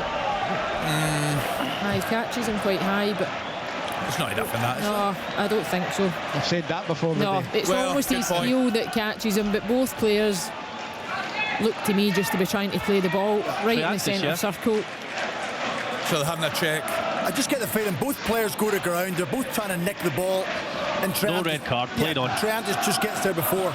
Right, Rory, the goalkeeper, what are we doing Thursday night? I think he sticks. Oh, wonderful! A 4-for-4 cup. It's brilliant. Free kick, left-hand side of the box. Ethan Ross, I tell you what, it's brilliant. Arfield actually grabbed the ball. I thought Arfield was going to take it. There was a little conversation, but the veteran that is Scott Arfield, he stepped aside, and what a good decision that was, because it's a brilliant free kick. Top right-hand corner. Magic stuff. 4-0 Falkirk. And you think last week Dougie Imrie was complaining about his players, saying if they're not up to it, if they don't match the ambition of me, I'm going to get new players. So they're lost 4-0 this week, so I think that tells you the message he doesn't want to hear. I'll tell you something, could the great escape be on in the Championship? Airdrie 1, Partick Thistle 0, Chris Mockery with that opening goal there in that game. Kelty Hearts 0, Dumbarton 4, Michael Ruth on 50 minutes, and elsewhere the goals going in. That's all the latest goals in Scotland, just confirmation that fourth goal for Falkirk. Ethan Ross with that goal on 54 minutes. So Rory is sticking with Jack Butland midweek. Leanne, would you be doing the same? I don't think Butland could complain if he finds himself on the bench, if I'm honest. I just wonder the types of errors that he's making now. If this is a game that Rangers lose again marginally this afternoon, I think the confidence amongst the group of players in front of Jack Butland diminishes week by week, because it is the type of game. Rangers have been dominant. Hibs have not caused them an awful lot of problems, and it comes down to an error that's costing you at home again. Now, the home form there's been an awful lot made of. I think Al mentioned there it would be the first time in Rangers' history that they lose 5 games at home. That's a stark statistic, and Jack Butland this afternoon is at fault for that. If it was any other player in the pitch that was making those same types of errors, I think there would be a rotation to the squad. So for me, I think a shake-up in the goals is probably required, because if you're Liam Kelly sitting... Leanne, do you think? On Thursday, do you think you would bring Liam Kelly in? I would need call. It would be a big call, but I look at Butland. I think Butland's a shadow of himself. I do agree. This is a routine save this afternoon that has been under his arms. I think if you look at his save against Celtic, a massive save at a massive time. You look at his penalty shootout against Fenerbahce. I'm not saying he hasn't made mistakes. I don't think you go into that penalty shootout with the same confidence in Liam Kelly as you do with Jack Butland. I would disagree with that. Go! Come on, look, I've taken it's a 2-goal lead here at Rugby Park. Corner, left-hand side. Motherwell were waiting to make a change. They were trying to get a sub on. Corner was taken, and it's been headed into the net at the far side. I think I'll have to come back to you this, but I think it might. The Brad Lyons got a touch in that one. I'll tell you, check in a moment. In any case, it's Kelly 2, Motherwell 0. Chick, I can't wait to hear, I know you'll ask him, I can't wait to hear Derek McInnes' reaction to that banner. He must have seen that this afternoon, and he and his players have delivered in grand style. Well, it's incidentally, Kenny, Joe Wright with the goal scorer. That substitution being made for Motherwell now. They're trying to get Tavares on. They've done that. They're doing that now. They were trying to make the change before the corner was taken. They didn't get it done, and they've been punished. It's Joe Wright with the header at the far post, and Kelly have a real grip on this now. And incidentally, it was Kai Andrews who made way for the substitution of Tavares. It's Kelly 2, Motherwell 0. We've played 53 minutes. Yeah, just to confirm, Kofi Bama was sent off there. KT the goalie, he's a regular contributor to the programme. Motherwell fan, big Motherwell fan. He says, what is the point of VAR? It's honestly killing the game. I am so angry. A big call from the officials there. We'll get the reaction, of course, from the Motherwell manager, Michael Venner. Big chance. Kenny, big chance at Dens Park. I don't know how Scott Tiffany, I don't know if you can see it in the studio. I don't know how he misses it. It's a cross from the right-hand side. I think it was Mulligan, not sure, but he's right in front of the goal. He just has to make contact with it. He's not marked either. He misses it completely. Big opportunity for the home side. I think it's Jordan McGee actually. Well, he plays it McGee that plays it across. And here's one for you to sort out. Aberdeen have worked a great corner, and they've run every in. Ball's put to the back post to Eddie Watts for Sherry running in. He's run right into the referee. And the ref's giving Ross County. Instead of playing, the ref's actually giving Ross County the ball. I know. I've seen this happening before, Robbo. Actually, there was another game this afternoon. The referee took up a similar type position, and a very similar type thing happened. It happened in one of our games a couple of weeks back. Honestly, I thought the referee was playing as an attacking centre mid at one point for Glasgow City. I thought, get out the road. Get out the way. I don't understand their positioning. They must realise that there's set piece moments and opportunities being worked. Liam, we've all said it before. The referees, they don't really know the game. They don't know the game. It's like you're saying that with the sending off this afternoon. You've seen it. If there's somebody in that VAR room that knows football, played a bit of football, that's not a red card. As in, we also during the week there, the Tarkowski tackle. Anybody with any sense of football would go, sorry, straight red, see you later. Yeah, they eventually got that one right, but of course far too late when they decided that a mistake had been made. So confirmation. Looking at that though, Kenny, that Tarkowski one, I'm not saying it does, but the effect on the Kilmarnock one today. Does it maybe possibly? Yeah, ridiculous. I was thinking that earlier on, Alan, but also Matthew McDermott, stand still, allow James Tarkowski to fly into you and see how you feel, and allow Kofi Bama to do what he done. I can tell you, he'll give one red and he'll not give another red if he actually felt the tackle. That's why I think it's so harsh. Whose fault is it though? Is it VAR to ask the referee? It's VAR's. And the referee's not strong enough to actually go with the decision, or that's a good point, Willie. He's got the opportunity. He's going to overlook in that. He can say to VAR, no, I'm sticking with my original decision. Exactly. They should be encouraged to do that, Kenny. Yeah. But subconsciously though, Kenny, when you're told to go over, you're in your head saying, must be something wrong here, I've missed something. Yeah, do you think there's 2 or 3 guys looking at that? You use your eyes, Alan. You use your eyes, Alan. Yeah. Well, I agree 100% with you. But that's the way it'll be. Yeah, I understand. But also the wording from VAR. Does he just bring him over and say, have a look? Or does he then give his opinion on what he thinks happens, which then influences him even more? That's the problem, is that right now, as it stands, if they think it's a clear and obvious error, go and have a look at it. So he's going over there thinking he's made a mistake. Whereas if you, again, the wording, if you're the referee and I'm saying to you, Stephen, listen, go and have a wee look at this and see if there's enough in it to change your mind. They also take into account, though, John. No, if you're happy with your original decision, stick with it. But they also take into account the way the referee describes what he's actually witnessed. So if the VAR don't feel that what the referee's saying is entirely accurate based on what they've seen... But did the referee see that? Because the referee follows the ball. You know what I mean? They do, but they can miss things. Smashed the ball away and then he's followed through. I don't think the referee's got to see where the ball goes. I'm just talking about the language, not that incident specifically. But if a referee sees something and the VAR team, listen to that and go, that's not entirely accurate based on what actually happened, go and have a look at it. The referee should be strong enough in that position to go, do you know what, I'm going to stick with what I thought in the first place if he sees that. It's a big talking point, no doubt about that. Peterhead 4, Bonnyrigg Rose 0, Dylan Forrest's latest goal there on 61 minutes. Dennismuir 0, Alloa 2. Stephen Skugel with that goal on 60 minutes. Listen, this is brilliant, Kenny. He's given it. No, it's offside. The football is sensational. It's brilliant. The one touch in the final third from Falkirk, it's brilliant, by the way. It's like Harlem Globetrotters. Some of you don't even remember. Well, Willie will. I do. Yeah, of course. It's brilliant stuff, and it's like they're not trying to kind of take the mickey in any way. It's just the way they're set up to play. It's brilliant. It's wonderful stuff. And go back to another one. See the one with Arfield. It was brilliant because he grabbed the ball. He fancied getting a hat-trick. Of course you do. But then he thought about it and went, well, probably Ethan Ross is better from this area. And there was no pull. Oh, what a goal that is for Raith Rovers! An incredible strike. Wow, what the heck that is from Dylan Easton. It's a corner that's hit the edge of the box, and that's a half volley right in the top corner. The keeper has got absolutely no chance. Raith Rovers 1, Ayr United 0. It's not bad, this stuff, Kenny. This championship stuff. Dessers is through. Good save. It's just Scottish football. It's Scottish football in general, Derek, isn't it? It's absolutely fantastic. The drama we get in week in, week out, it's an absolute treat. And the quality as well. That's what I'm talking about. Yeah, you're watching that today. The quality of play is brilliant. And this is against a Morton side. I mean, they're trying to get stuck in. They're giving it their best. They're certainly not chucking it. They're at it. You can see that Gillespie's biting into challenges as well. But they've just been outplayed. And some of the football, it's just class to watch. Second goal for Dundee. Have a guess who? What an error it was from Hemming. Miss hit right to Simon Murray. He's 40 yards out. His side puts it. I wasn't sure if it was just going to slip by the post, but it just snuck in.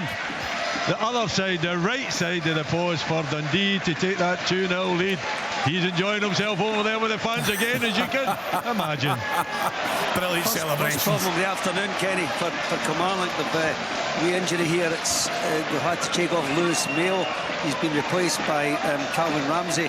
That's the first change, first bit of bad news for Kilmarnock, actually, of the afternoon. Remember they do lead Motherwell 2-0, but played an hour.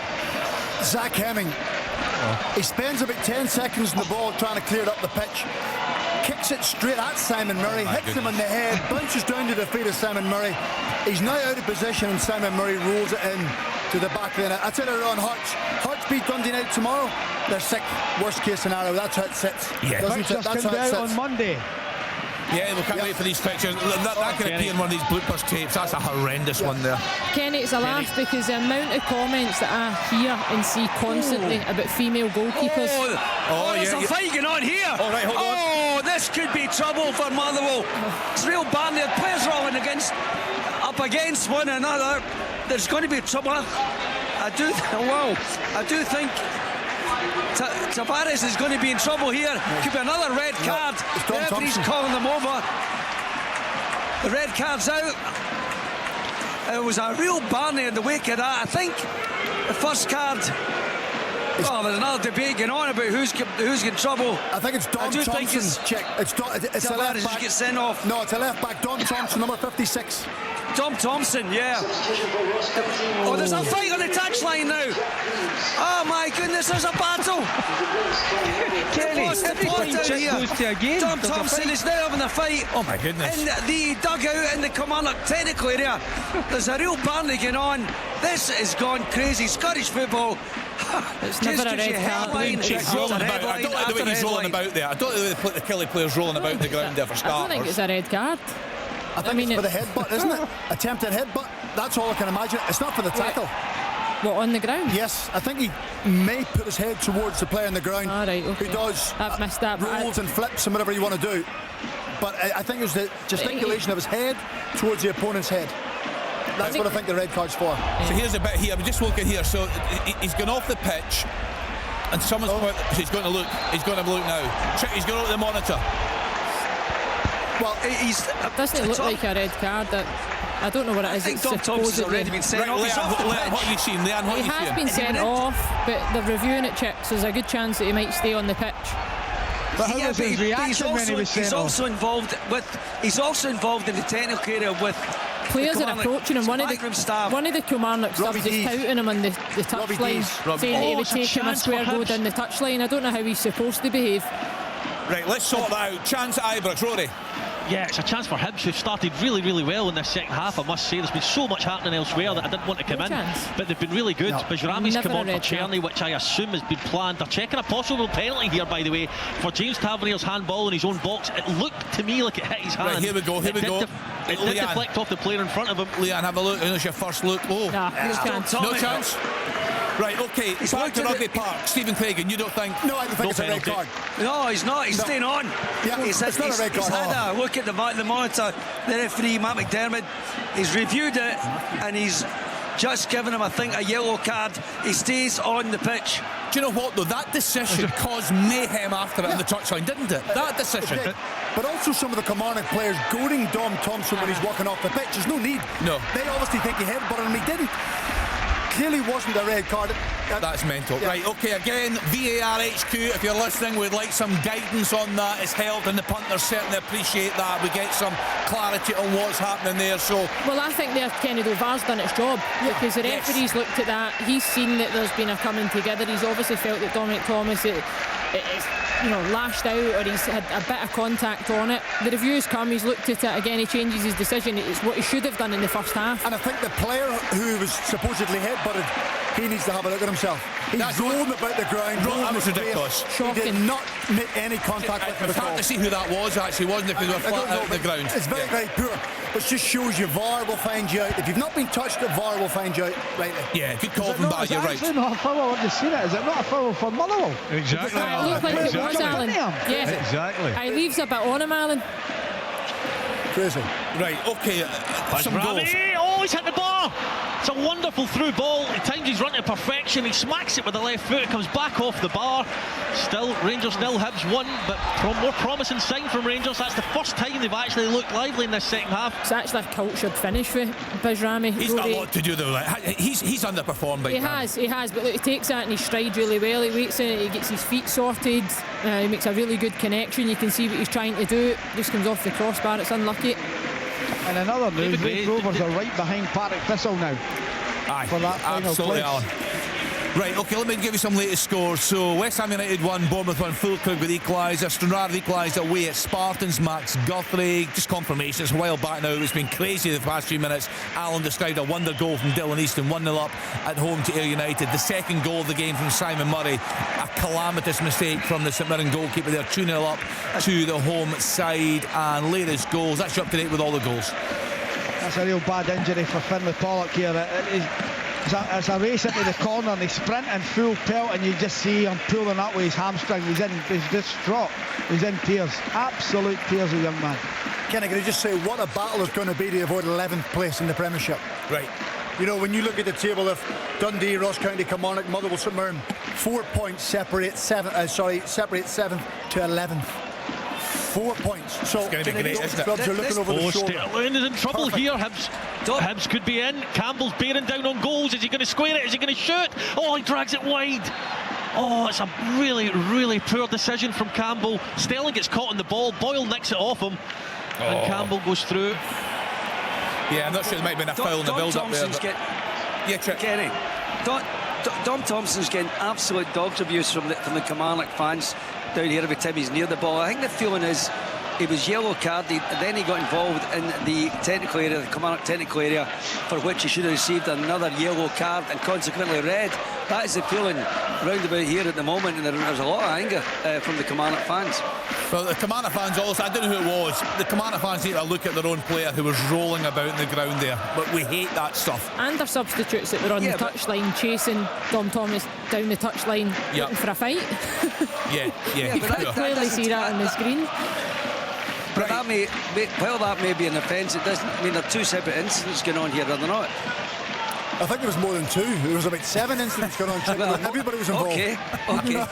Yeah, but what I'm saying is, no, because a crime elsewhere doesn't make him innocent, is what I'm trying to say. Right, Edinburgh City 2, Clyde 1, Kyle Connor with a goal on 70 minutes there. So I'll just give you the latest scores. They're about to join television. Dundee 2, St Mirren 0, Kilmarnock 2, Motherwell 0. Motherwell down to 10 men. It was 9, but they got the reprieve. Rangers 0, Hibs 1, Ross County 0, Aberdeen 1 in the Championship. Airdrie 1, Partick Thistle 0, Dunfermline 0, Hamilton Accies 1, Falkirk 4, Morton 0, Livingston 3, Queen's Park 0, Raith Rovers 1, Ayr United 0 in League One this afternoon. Queen of the South 2-0 up now away at Annan Athletic. Cove Rangers 0, Inverness Cally Thistle 2, Kelty Hearts 0, Dumbarton 4, Montrose 0. The leaders are both 1, Steny 0, Alloa 2, and in League 2, Edinburgh City 2, Clyde 1. Elgin City 0, Stirling Albion 2, Forfar 1, East Fife 0, Peterhead 4, Bonnyrigg Groves 0, Spartans 1. Kenny Martin Boyle's one-on-one here. He's one-on-one. Can he finish it? Yes, he can! Through the legs of Jack Butland. The flags went up. I think this is tight. Leanne, Stephen, have a look. Rory, just hold it there for 1 second. Welcome to viewers who have joined us on BBC One. It's another busy and dramatic day. To tell you the truth, it's been absolutely crazy. So many talking points. Leanne Crichton and Stephen Craigan are alongside me in the studio. Let's take a trip around the grounds. First up, Ibrox. We just heard from Rory Loy there. Rangers up against Hibs. The latest, Rory. Yeah, it's currently 1-0 to Hibs, and they're checking a second goal for Hibs to make it 2-0. Martin Boyle raced through one-on-one with Jack Butland, put it through his legs and into the net. He's so quick, it's sometimes difficult to tell whether he's offside or not, and Don Robertson is currently checking onside, this. Rory. He looked as if he was just in his own half, but there's a Rangers player playing him onside regardless. I think it's Dujon Sterling is in the Rangers half, and Martin Boyle's feet are in his half and his upper body may be in the Rangers half, so I think he will be onside. It looks at from the angles we're seeing, Rory. Yeah, that comes on the back of Hibs taking the lead very early on. Dylan Levitt's shot from about 25 yards out, terribly dealt with by Jack Butland. Should have saved it, and it went into the back of the net to make it 1-0 to Hibs. Rangers have since hit the bar through Bajrami. They've had a lot of possession, not had a great deal of chances out with Deschers, had a couple in the first half. So as it stands at the moment, it's Hibs are 1-0 up, but we still wait on a decision to see if that's going to be 2. Right, we'll get that just shortly. Let's then get to the game in Dingwall, another hugely important game. Ross County home to Aberdeen. The latest from John Robertson. Yeah, still Ross County 0, Aberdeen 1. A magnificent goal from Shaden Morris after 34 minutes, where he ran half the length of the field and crashed it in off the underside of the bar. Since then, there's been a couple of half chances for Ross County. Randall had a shot to around the post. Aberdeen just went up the park there. Guy should have scored a good ball in from substitute Ockles, but the away side still lead by 1 goal. Another chance here, and it's clear it's still Ross County 0, Aberdeen 1. Thanks to John Robertson. This could take a while. There has been so much happening down at Rugby Park. Kilmarnock at home to Motherwell. Chick Young bring us right up to date. Goal given! Oh, wait a minute, back to Ibrox. So a second goal for Hibs. Rory Loy. Yes, indeed, it's been given. Leanne called it, said it was onside. It was a through ball. Sterling didn't deal with it, and Hibs players have sprinted across now to their fans on the far side. Huge credit must go to David Gray, because he recognised they were far too deep after going 1-0 up in that first half. They come out in the second half. They've been the better team, in my opinion, in this second half, and they go 2-0 up. Yeah, an incredible scoreline there. We spoke about David Gray at the start of the programme. Surely now a contender for manager of the year. No doubt at all, he was very close to losing the job earlier in the season, but they've been in a terrific run of form. They have been fantastic at Ibrox this afternoon. So let's get back to Chick Young. Real drama down there at Rugby Park, Chick. Where do I begin? Where do I end? This is like a remake of One Flew Over Rugby Park. It's 71 minutes played. It's Kilmarnock 2, Motherwell 0. The drama has not stopped. Fraser Murray put Kelly ahead after 22 minutes. There was a red card for Coffey Bama, which should not, in my opinion, have been given at all. It was an almost innocent tackle. Went to VAR, and VAR decided, the referee decided on VAR's advice that he should be sent off. So Motherwell down to 10 men into the second half. Joe Wright scores a second for Kelly against the 10 men, puts them ahead, and then all hell broke loose. There was an instant with Don Thompson. He got himself yellow carded. It was going to be changed to red. I think it was going to be a red card. The referee, Matt McDermott, then consulted VAR. That was overturned to a yellow card. He was off the park. But while he came off the park, he got himself involved in the Kilmarnock dugout. There was players getting involved all over the place, up and down the touchline. And in the wake of that, he has now been substituted. I think the tempers were running high. So that's the situation at the moment. To sum up, Kenny, 72 minutes gone. Kilmarnock 2, Motherwell 0, 1 red card, which shouldn't have been, and one other one that might have been what was what got a reprieve. So that's the state of play at the moment. And Kelly leading 2-0 in a vital game, and all they're concerned about are the 3 points. So thanks to Chick Young there. So the guidance we got from VAR HQ on that red card again for here, Barmer Boyle. was... I think he was offside this though, Kenny. Oh, it's a good save from Jack Butland. I think he was offside that time. The flag's still not went up right enough, so he obviously doesn't think he was offside, but that was a huge chance if he was onside. Yeah, another big chance for Hibs there on the counter-attack either. So just back to that game at Rugby Park, the VAR guidance was that the on-field review for serious foul play, in the opinion of the VAR, the challenge endangered the safety of the opponent. Stephen Craig, and you've had your eyes on that game, so many talking points. You've had real concerns over the refereeing performance here today. Yeah, well, also the intervention of VAR, Ken. I think as if Kofi Bammer's red card, the VAR didn't need to get involved. I think they have re-refereed that game. They give the explanation, they can give it all they want, but what's the player supposed to do? He innocently, I think Chick uses the right word, innocently, goes and clears the ball. He's every right to do so. The ball's in his favour, the tackle's in his favour. But the minute he kicks the ball, what's he supposed to do with his leg? He can't stop your leg, and momentum carries through. He goes with the instep. He doesn't go with studs. He doesn't go and try and hurt the opposition player. Sometimes there's a coming together. It's a football incident. It's not a red card in my eyes. And for that second, the red card that was the decision was turned around there, Leanne. There was so much going on in that incident. There was a lot. Look, tempers are going to rise, and I think there's a lot on the line for both these sides this afternoon. I would agree. I think the refereeing performance hasn't helped. The intervention of VAR at times has been sketchy, but I think players have also got a responsibility. We can look at the officials, we can speak about VAR, but players are throwing themselves about the ground this afternoon. They're rolling about, they're acting like there's been contact when there's not. That doesn't help a refereeing team. It doesn't help the integrity of the sport either. So Kilmarnock, I think this afternoon, need to look at themselves as well. Dominic Thomas has clearly been substituted off the back of it all, just because he was so caught up in it, as Chip described. I think the fans were then giving him pelters as well. The right decision, just take him out the firing line now. Motherwell look as if the game's beyond them. What you don't need is another red card and another player facing a suspension. So look, it's been action packed. It's an emotional time of the season as well. There's so much at stake for all the clubs, and we've certainly seen that this afternoon. Kilmarnock have been the better side. Kilmarnock deserve to be ahead. So we're not sitting here talking like we're blaming the referee for Kilmarnock to be winning. Kilmarnock have been the better side. So thanks to the team there, a dramatic game down at Rugby Park. Also plenty of drama at Dens Park. A huge game there this afternoon. Dundee at home to St Mirren. Let's get the latest from Willie Miller. Well, the difference between the teams is that goal machine. Simon Murray, he's been on top form, couple of goals.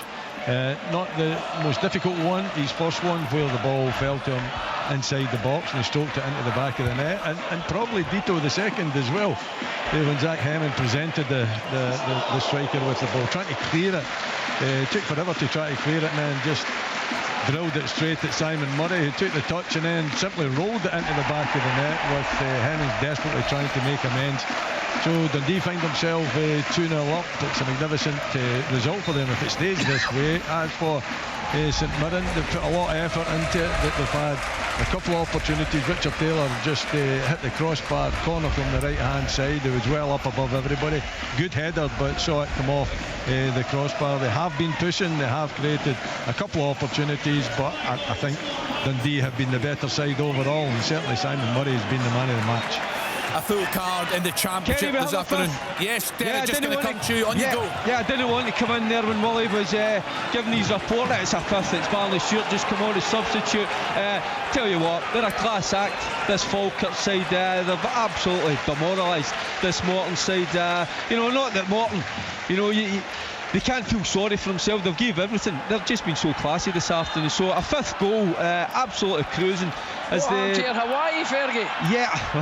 Come on. I know. I get into trouble for that. So, no. So I've had to tone it down just a little bit, Robbo. So, but I tell you what, listen.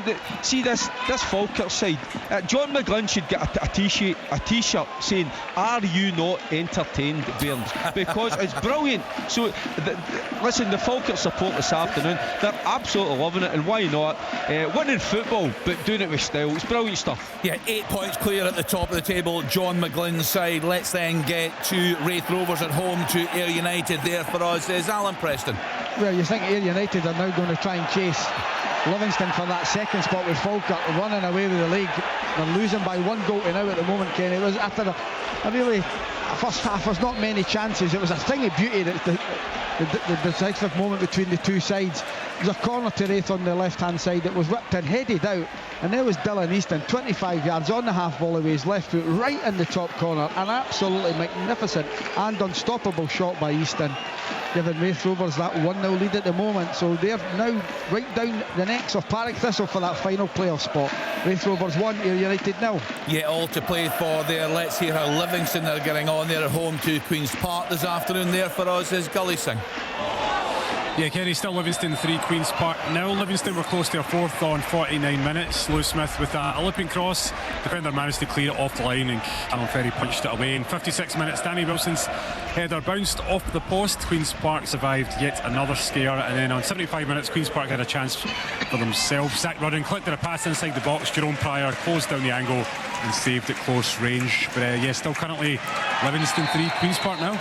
Thanks to Gully Singh there. Just lots of messages coming in from the fans this afternoon. Stephen, you were talking earlier on about David Gray being a contender for manager of the season. Scott saying if Dundee United get top 6, which is looking certain at the moment, is Jim Goodwin also a contender for manager of the season? Yeah, I think he is. There's no doubt about it, but I just think the recovery from David Gray in his first managerial job, being under all sorts of pressure to manage to get his team to where they are. But Jim Goodwin, absolutely in the thinking. Yes, it's been a brilliant season for them. People have been complaining about the style of football, whatever have you, but if you finish top 6, you deserve to get a mention. Kenny. Yeah, check. Rugby Park. Just when you thought you couldn't get any more, you couldn't. Just when you thought it couldn't get curiouser and curiouser, the game has been stopped because the goalkeeper, Ellery Balcom, has gone off the pitch, run off the pitch and disappeared up the tunnel because I think he's torn his gloves. Now, I remember a Muhammad Ali fight getting stopped because deliberately cut the gloves. I think. Check, why does he have to run up the tunnel? Surely there's a kit man or a sub or someone that can. Do you think maybe he's ripped his gloves and used the toilet? Well, I think maybe he's come back with the gloves off. So, the toilet. Well, that could be both explanations, to be fair, Alan, yeah. But I have to say, the referee okayed it. We've just had a look at the replay where the goalkeeper speaks to the referee and the referee allows him to go. Sometimes with contact lenses, it can be anything like that. So he's got his gloves on. Yeah, we're delaying that game there, but so much drama down at Rugby Park this afternoon. Let's get back to the game at Ibrox. We've been speaking a lot about David Gray, the job that he is doing. Rory Loy, talk to us about the performance this afternoon. What has worked for Hibs and what have the problems been for Rangers again at home? Well, the problem for Rangers has been not so much creating chances, taking the chances. Dessers has just had another one there and he's complaining about a shove in the back. Just stick the ball in the net and do your complaining afterwards. So where it's went right for Hibs, in my opinion, is obviously they scored early doors. I don't necessarily think they were expecting to score so early, and they would kind of retracted and went back into themselves and defended what they had. But credit to David Gray, they could have come out this second half and just sat back and protected what they had. They've not. They've been excellent in the second half, really good. They've created a couple of good chances moving forward. They scored a good goal through Martin Boyle on one attack as well, so he's got Kieran Bowie on. I just think that getting to half time at 1-0, David Gray's been able to regroup them, get them in a structure where they're further up the pitch. Triantis and Levitt have been excellent as well in the middle of the pitch, and the back three have been good. So, you know, I said at the start of this game, Hibs didn't need to be the best version of themselves to get something from the game today. I don't think they have been the best version of themselves, and they're winning the game 2-0, and on the second half showing, it's deserved. Big goal in the Championship. Partick Thistle equalised with Airgy Ben Stam with that goal in 83 minutes. Leangan back to Rangers. Full coverage on Radio Scotland on Thursday night of the Europa League quarter-final at home to Athletic Bilbao. Got to be huge concerns for Barry Ferguson. Again, the defensive errors today, and as Rory was saying, failing to put away their chances.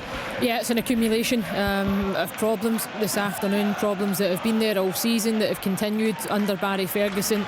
The form at Ibrox, the run of form that they find themselves on. But again, it's another game that they've got a 70-30 split in terms of possession. Now, there's a good chance that come Thursday night in Europe that Rangers will look a different team, because they'll come up against a side that, you know, will dominate the ball a bit more than them. I would imagine that Rangers will get to play on the counter-attack, that there'll be more space for Rangers to go and hit in behind.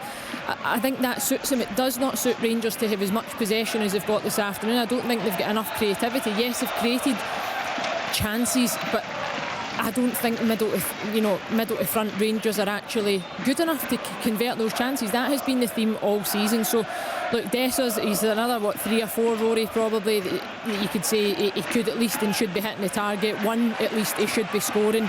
Out with that, Rangers have huffed and puffed the whole afternoon and they've not been able to come up with anything clear cut that you would expect from a Rangers team playing at Ibrox, with the prospect of a Europa League quarter-final on Thursday night. Oh, it's a chance, Danilo, it's a chance again, Raskin. Oh, it's a great goal line clearance from Rocky Bashiri. The Hibs are starting to retract ever so slightly to protect that 2-0 lead. Dessers again is moaning at the referee and moaning at everybody else. He needs to take a wee look at himself and just try and stick the ball in the net. What's remarkable, 6 domestic games in a handball, row. Penalty.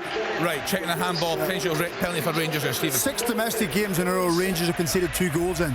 There's only so many times, Kenny, you can come from behind when you're 2 goals down. Not all on Barry's watch. I think the first one started with Philip Clement when St Mirren beat them, but 5 of them have been in Barry's watch when they've been 2 goals behind. You can't keep giving teams a 2-goal lead and expect to win every single week.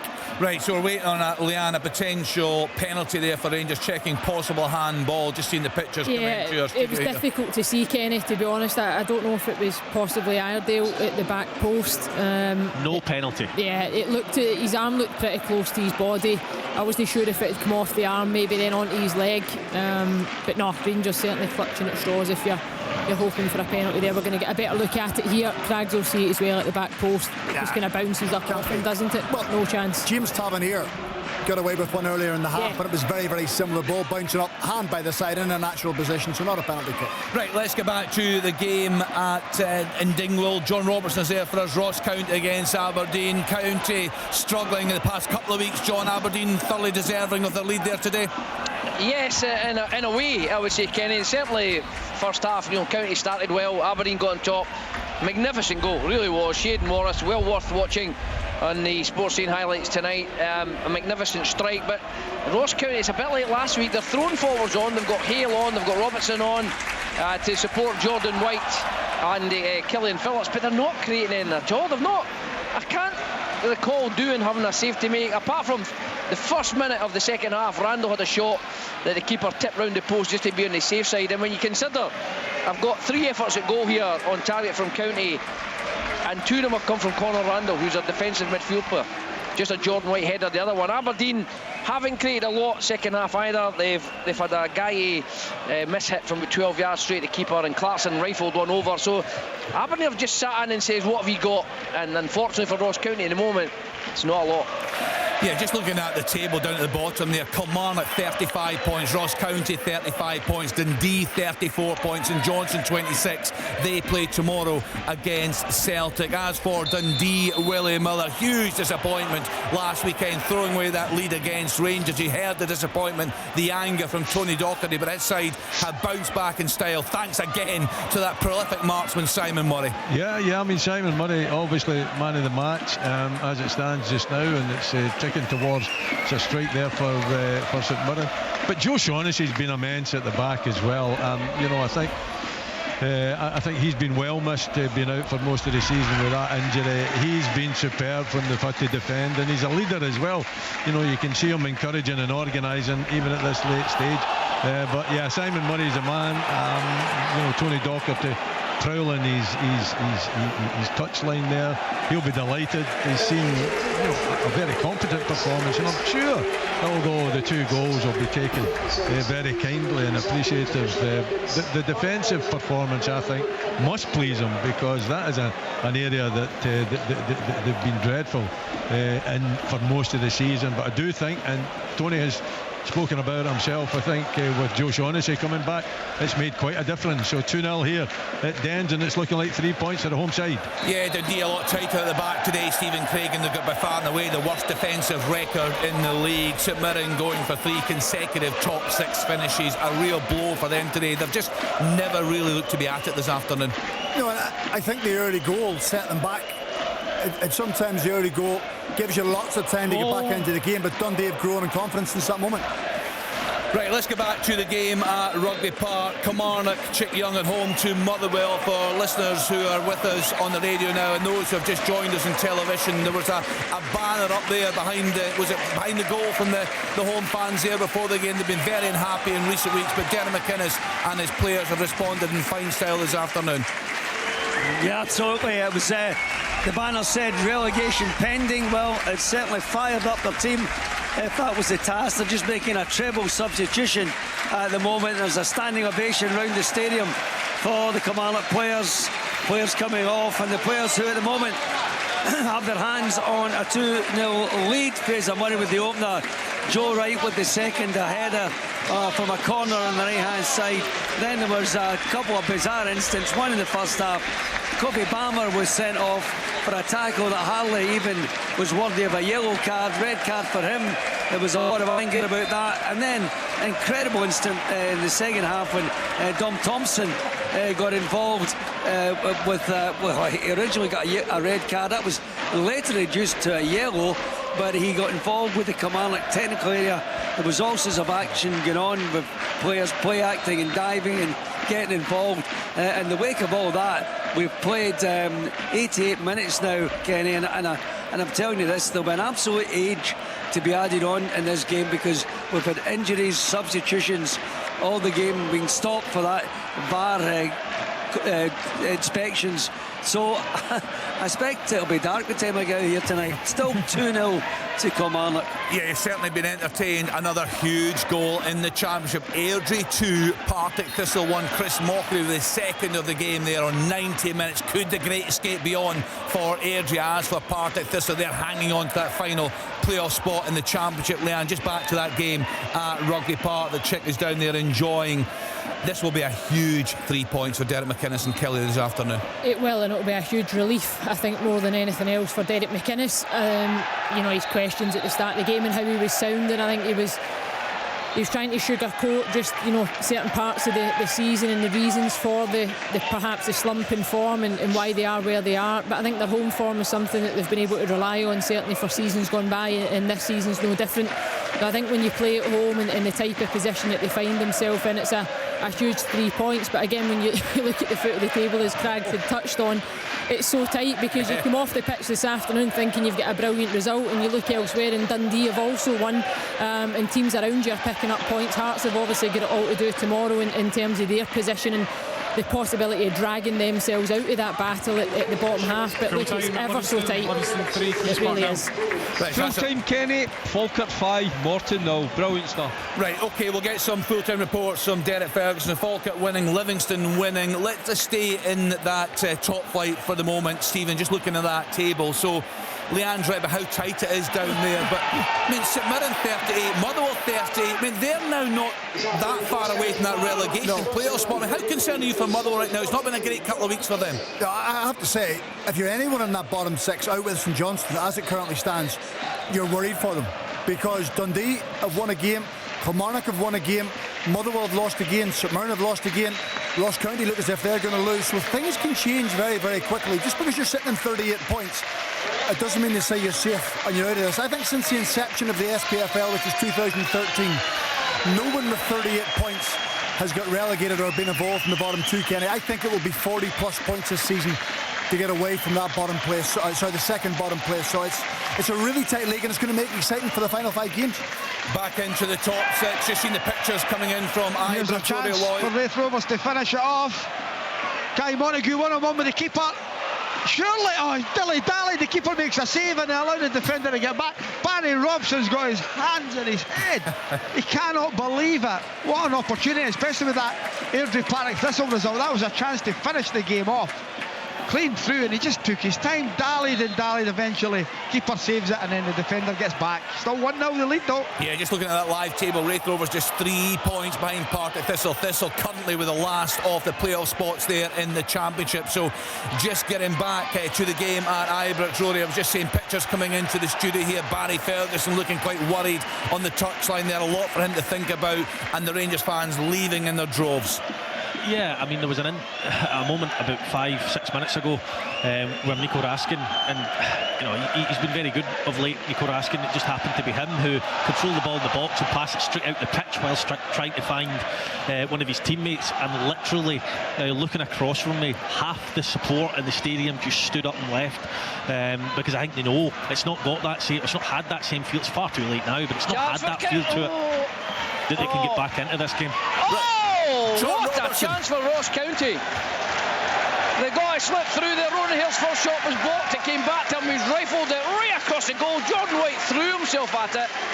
Didn't get a touch, and it's just rolled past the post. Still 1-0 Aberdeen. That was a big moment, Leanne. We can see that huge full-time Kenny, 2-0 Dundee. Thanks to Willie Miller. We'll get the full-time report there. And don't forget, we'll bring you managerial reaction on TV. We're on the TV until 5:30. The radio continues right through until 7 o'clock. Reactions to come from managers, pundits, and of course the fans. Leanne, just looking at a big chance for Ross County in front of that huge travelling support up there. It was, and a big save from Ross Doohan in goals. Nice move, really good play from Ronan Hale. Does everything right, just the finish that's there, but I think the goalkeeper does really well, staying up as long as he possibly could. Really narrowed the angle and the sighted goal. Big chance gone. Yeah, it certainly was. Let's then get back to the game in Dingwall. Let's just focus on that for now. John Robertson, Ross County. You feel they need something from this game today. They are not too far away from that playoff spot at the bottom of the table. No, listen, it'll be concerning for all Ross County fans if they don't get in and out the game. That's the first chance they've created, really, and it was an opportunity to get something, but they've been very shot shy, and Aberdeen haven't had to be at their best to lead 1-0. They've got the goal, brilliant goal it was too, from Shane Morris, but that's the first real opportunity that Ross County have created, and we're only talking about 10 seconds from the end of the match here. Indeed, there is the final whistle. Another big result for Aberdeen. Ross County will be looking over their shoulders. Big result for Raith Rovers. Raith Rovers 1, Ayr United 0. 3 points behind Thistle. Yeah, and a wonder strike from Dylan Easton to win that game for Barry Robson's side. That goal coming there in the second half. 62 minutes, the winner going in there. And don't forget, Partick Thistle, as things stand, they are behind away at Airdrie. Dunfermline on the back of that terrific win midweek against Livingston. They're behind at home to Hamilton. Another big game in the championship there. We had the full-time scoreline from Derek Ferguson. Falkirk cruising to the title, cruising this afternoon. 5-0 at home to Morton. Livingston 3-0 at home to Queen's Park, and that full-time score just confirmed by Alan Preston. Raith Rovers 1, Ayr United 0. Just 2 games still going in the top flight this afternoon. Let's get back to Ibrox. Just seeing Rory Loy, the pictures coming into the studio there, a big travelling support. These Hibs fans, what a time they've had of it in recent weeks. Have been absolutely terrific under David Gray. Yeah, they've been magnificent in this second half. As I said, I think that early goal actually had the opposite impact in terms of what they were setting out to do, and they retracted and went back and defended. But this second half, they've been immense. They really have. Yes, Bajrami hit the bar and Rangers have had some half sights at goal, but Hibs have been a joy to watch in this second half. That balance that we were talking about before the game of defending and not letting Rangers through the lines, but at the same time being a threat going the other way. He's made good positive substitutions. You look at his bench as well, he's able to bring on Kieran Bowie, Dwight Gale, amongst others, Mariah Welsh, Josh Campbell, and they've all played their part. And I have to say, in this second half they've been really good. Martin Boyle always a threat as well. So yeah, look, massive credit to David Gray and the players for carrying out the game plan in the second half, because many a team would have came and tried to protect that 1-0 lead, and as I said, I think over the piece they deserve to win. And we were chatting earlier on, Leanne, perhaps a big call for Barry Ferguson to make in terms of his goalkeeper, because Jack Butland has been far from his best in recent weeks. Yeah, he has, and I think it is a big decision, and I think it's one that they'll need to look at. I've got a feeling they've stood by him for the right reasons in recent weeks. The fact that you came in as an interim staff group as well, there's only so many big calls I think you feel compelled to make in order to keep the dressing room together and look to try and get a response from the group of players. But that goal this afternoon sets the tone at Ibrox once again, and when you're in the position that Rangers find themselves without a win in 5, without a win in 4, Ibrox getting into today's game, that's not the type of moments that you need from your goalkeeper, and certainly a goalkeeper with the stature of Jack Butland. So I wouldn't be surprised come Thursday night if there's a change, and if it doesn't come on Thursday night, I wouldn't be surprised if he takes him out for the remaining domestic games to give Liam Kelly an opportunity and to give him a run in the team, because I don't think Jack Butland's done enough. It's incredible, Stephen, how quickly things can change in football, because last season he was a terrific player for Rangers, but he's made so many high-profile errors this season. And do you know what it is? There's a lot of them are so similar, so it must be a concentration issue. Even going back to the cup final last season, last game of the season, Stephen. Palms are back into play when he probably should be catching the ball. So sometimes there has to be a breaking point as a manager or a management team to say enough is enough. They probably know getting into Thursday. I think you have to look along the theory. Jack Butland could easily make another mistake. With Liam Kelly, you're not too sure what's going to happen. Full time, Stephen. It's finished here. Rangers 0, Hibs 2. Thanks to Rory Loy, a great victory for Hibs. The whistle blowing at full time at Rugby Park. A dramatic, to say the least, afternoon. It's a victory, a big win for Kilmarnock, despite the pessimism of that banner before the game. Fraser Murray put them ahead, and then there was that dramatic Coffee Bammer red card, which I think we all agree should not have been that at all. 2-0 from Joe Wright with a header, and then an astonishing instant Dom Thompson getting involved with early in the match, involved with Danny Armstrong, and then he was given a red card. It was later reduced to yellow, but not before he got himself involved in the technical area of Kilmarnock. Got involved with players falling down, all sorts of drama, confrontations within there. Eventually he was downgraded to a yellow card, one yellow card. The game went on, but Kilmarnock had enough in the locker to hang on for 3 vital points here at Rugby Park. There's applause around the stadium. That wasn't the mood just before 3 o'clock today, but relief. 3 points for them, 2-0 victory over Motherwell, and an investigation into all these red cards and indeed the ones that reprieve that was given later on for Thompson. Astonishing afternoon. It finishes Kilmarnock 2, Motherwell 0. Right, we've got all the full-time reports for you. What I'll do, I will run through the classified score lines for you this afternoon. We'll hear from the managers, we'll hear from the pundits, and on the radio from 5:30 we will get reaction from the fans. They'll have plenty to say today. We'll